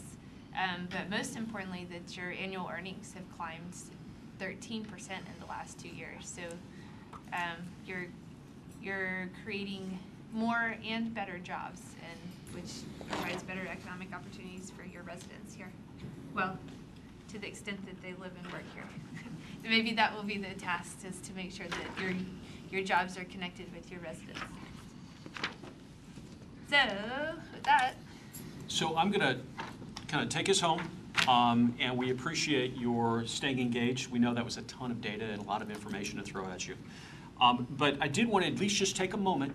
You remember I said back when we completed this strategic plan that this was the most comprehensive economic development strategic plan that I've ever seen in the state of Washington. And I think that still is, I know that is still true, and I know that's true because I've heard from a lot of different communities who said, gosh, that was amazing work that was done in Auburn. And I say that because, frankly, it's your plan, and you should be congratulated on all of the hard work, and that is true of the entire community as well, because there was a ton of folks involved in this process. I would say that there has been an amazing amount of groundwork that's been done. As you heard Doug talk about earlier, you've got to do a lot of work to develop product to make sure that there's real estate opportunities to capture new businesses. But that hard work has begun. But you've already also seen immediate returns as a part of your economic development efforts. And that means everything from population growth to income growth, as you've heard, but also new development, new investment, new companies in this community as well. So there's a lot to be proud of, a lot to be encouraged, especially given the fact that this is the first year of a 10-year plan. So with that, I did want to discuss, and I'm going to ask Caroline and Matt and even Doug to share any additional thoughts about priorities for 2018 under the strategic plan. These are the things that we wanted to highlight for you. The first is that you should also be congratulated because you've decided to make a commitment and invest in budget in terms of a new business development professional for the economic development team. And I know Doug is out now talking to and trying to find that top-tier talent to assist with this. And that role is going to be very important because they'll be supporting in terms of information and research and tools and business visitations and even doing some of that proactive recruitment work that we've talked about. But then additionally, you've heard earlier that there's been a lot of work to enhance the product and new real estate in this community. There are several studies that you've underway, and those include everything from the GSA side to several others. And we would encourage you to aggressively implement the recommendations from those strategies so that we can get square footage up and ready to go for all of those employers that we don't want to ever send people away, right? We want to capture them and keep them and grow them here. As Caroline said earlier, that downtown, the downtown focus, you've yielded a lot of momentum and it's been fantastic, and we don't want you to let up, but we also think that now making sure that energy is focused on Auburn Way South is going to be very important because that's not a corridor that you can make adjustments to or big impacts to in just 1 year. It's a long-term commitment, and we're going to encourage you to keep focused on that as well. And then the last thing I would mention is laying the groundwork for your new marketing person, your new marketing professional, as a part of this plan is going to be very important. That role is going to be essential because it's beyond just doing the advertising that I know when you see you're all going to be very proud of because it'll be talking about Auburn throughout the region. But we want to make sure that we have somebody who wakes up every single day communicating and pushing the Auburn brand, not just in the region, but around the country, and that person focused in on that. And so that's a really important part of this entire effort. Any additional thoughts on priorities? That's a lot. That's a lot of work. It's great to come in and do my begging, isn't it? Councilmember Wales. I think that we have tentatively set aside on as agenda items to look at annexation. After this presentation, I think that we need to not just look at those 2 or 3 real little islands, that maybe we need to step out a little bit more and see what else annexation might do for us. It's not a priority, but it needs to be looked at when we look at the other annexations because we might be able to capture something there. Are we going to go after Tacoma? Well, and that reminded me of one thing I meant to say too, is that in looking at the implementation plan, the annexation activity was something that was planned for a little bit longer term. And like many of the tasks, they've been implemented over the shorter term. So not only have you guys made a lot of progress, but you've been able to move some things up to where that takes a lot of time. So you'll be able to study it now, and then in the short term rather than the long term, you'll be able to address some of those space needs. Yeah. Oftentimes. She has a question. I just have a statement. When you're out looking, you need to find someone like Pat, younger Pat, but somebody like her that she loves the city of Auburn and really promotes her brand for the blue ribbon. You need to find someone like that. Well, our first position, the economic development officer that we're recruiting for right now. In fact, I just got the email today. I had my first look at the resumes. We've had it out on recruitment now for about 2-3 weeks. I believe we had 22 applicants. They sent me 13 to look at today. I haven't even opened the resumes yet. So we got people applying from all over the country for this job. And I've gotten direct emails from some of the people, and obviously they're chasing a job, but they all complimented and took the time to read the 10-year plan. And what I got told was, this is the kind of place I'd like to come work because you've got a structured plan, and that's what we want to work under. So from somebody that's a professional economic development person that recognizes they want to uproot themselves halfway across the country because they've recognized that we have directions as a city, and that's important. One last comment I'll make. Oftentimes when we work with communities, it takes them a little bit, especially in that first year, to kind of warm up to doing and implementing the economic development strategic plan. You all have not skipped a beat and have jumped in with both feet and have had amazing progress. In fact, I think if Caroline didn't mention this, this is a 10-year plan. You've completed already 10% of the plan. So we are right on track, exactly where we want to be. And so a lot of great work needs to be done in the future, but it's certainly compliments should go all around. Any other questions? Thank you all. Appreciate it. Thank Good you. job. Thank you.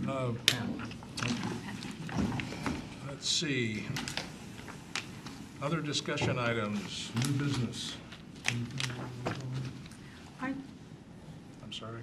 I just want to say that when we get to, I'm going to need to leave here really quick, because my son was in a motorcycle accident, and I need to go over and take care of his children, because his wife just left for out of state, and he just texted me twice, when are you going to get here to put the babies in bed? So, and there, he's got a 3-year-old and a 1-year-old.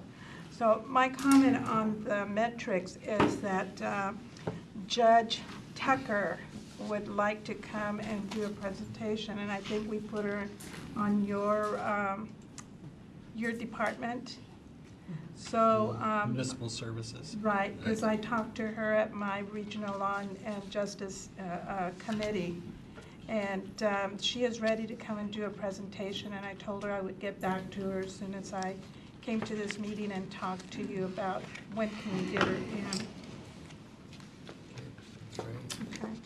I don't know when your committee meets, Matt. 14th is the next date that I see on here. And what do you have on the agenda? Is it a full agenda? I really don't have anything on there except that we have a court fees issue. I think that's it. That's Judge Tucker. That is Judge Tucker, okay, good. Then I'll give you her contact information so you Thank can you. contact her, because I told her I would talk to you and get that on there. Thanks. We do have a couple of items to discuss quickly. Council matrix. We still have some TBDs on here. I would hope that maybe we could get some dates on here. Court fees, I guess, was one of them. Councilmember Brown. Yeah, May 14th, tentatively scheduled, contingent upon a conversation. And I guess we have one left under Health and Human Services. And that's with Dan Height. And you send us, instead of the prosecutor attorneys coming and talk to us, you gave us a white paper on that, correct? And I think that was, the next one had to do with homelessness? Dana? Yeah, and I'll send you that updated calendar that we talked about. Okay, thank you. You don't have the date, though, offhand? No. On that one? I don't. Okay. Also, I guess we've got the finance. April 9th is our next presentation. I don't know who will be ready on April 9th at this time. Of the three? Of the three. Okay. We'll knock one of them off on the 9th. Okay. Give us a holler when you get that formed up. Will do. There is a need for an executive session tonight. It's late, I understand that. Mayor, I would say that our brains would probably be pretty fried right now. And if we do something constructive, I think we need more time. Okay. How does the rest of the council think about that? What? Executive session. Postponing the executive session to the next meeting. Yeah, it's kind of late. Yeah, we postponed. Going here We 3.5 postponed hours. doing this twice now. So we need to get this issue resolved. I'd just soon get off the front page of the newspaper. I agree. I've been getting a lot of information, a lot of constituents saying that we could, as council members, can spend our money better than to be wasting our time on something that should have been taken care of right away. Well, we should listen to our constituents, but at the same time, we have a job to do, so that's before us. How do you feel? I'd be pleased to finish it right now, get it past us. Bill, what was your opinion? My opinion was it's getting late. We've been at this Postpone it? 3.5 hours. I mean, Well, I understand. We had some items on the agenda tonight that weren't planned for this night. we It's have supposed a to be on council tonight. meeting next week. Mhm. Why don't we do it right at the beginning, Mayor? Well, I can't recall what's on the agenda for next week, but it could be just as late next week as it is right now. I'm saying do it up front instead of at the end. We'll take a look and see what's on the agenda for next week. I mean, I might get kind of crabby if we go into an executive session. I don't know if anybody wants me to get crabby. I'll take that under advisement. Okay, well, I guess we'll take a look at next week and do it on Monday. All right? Do you want the,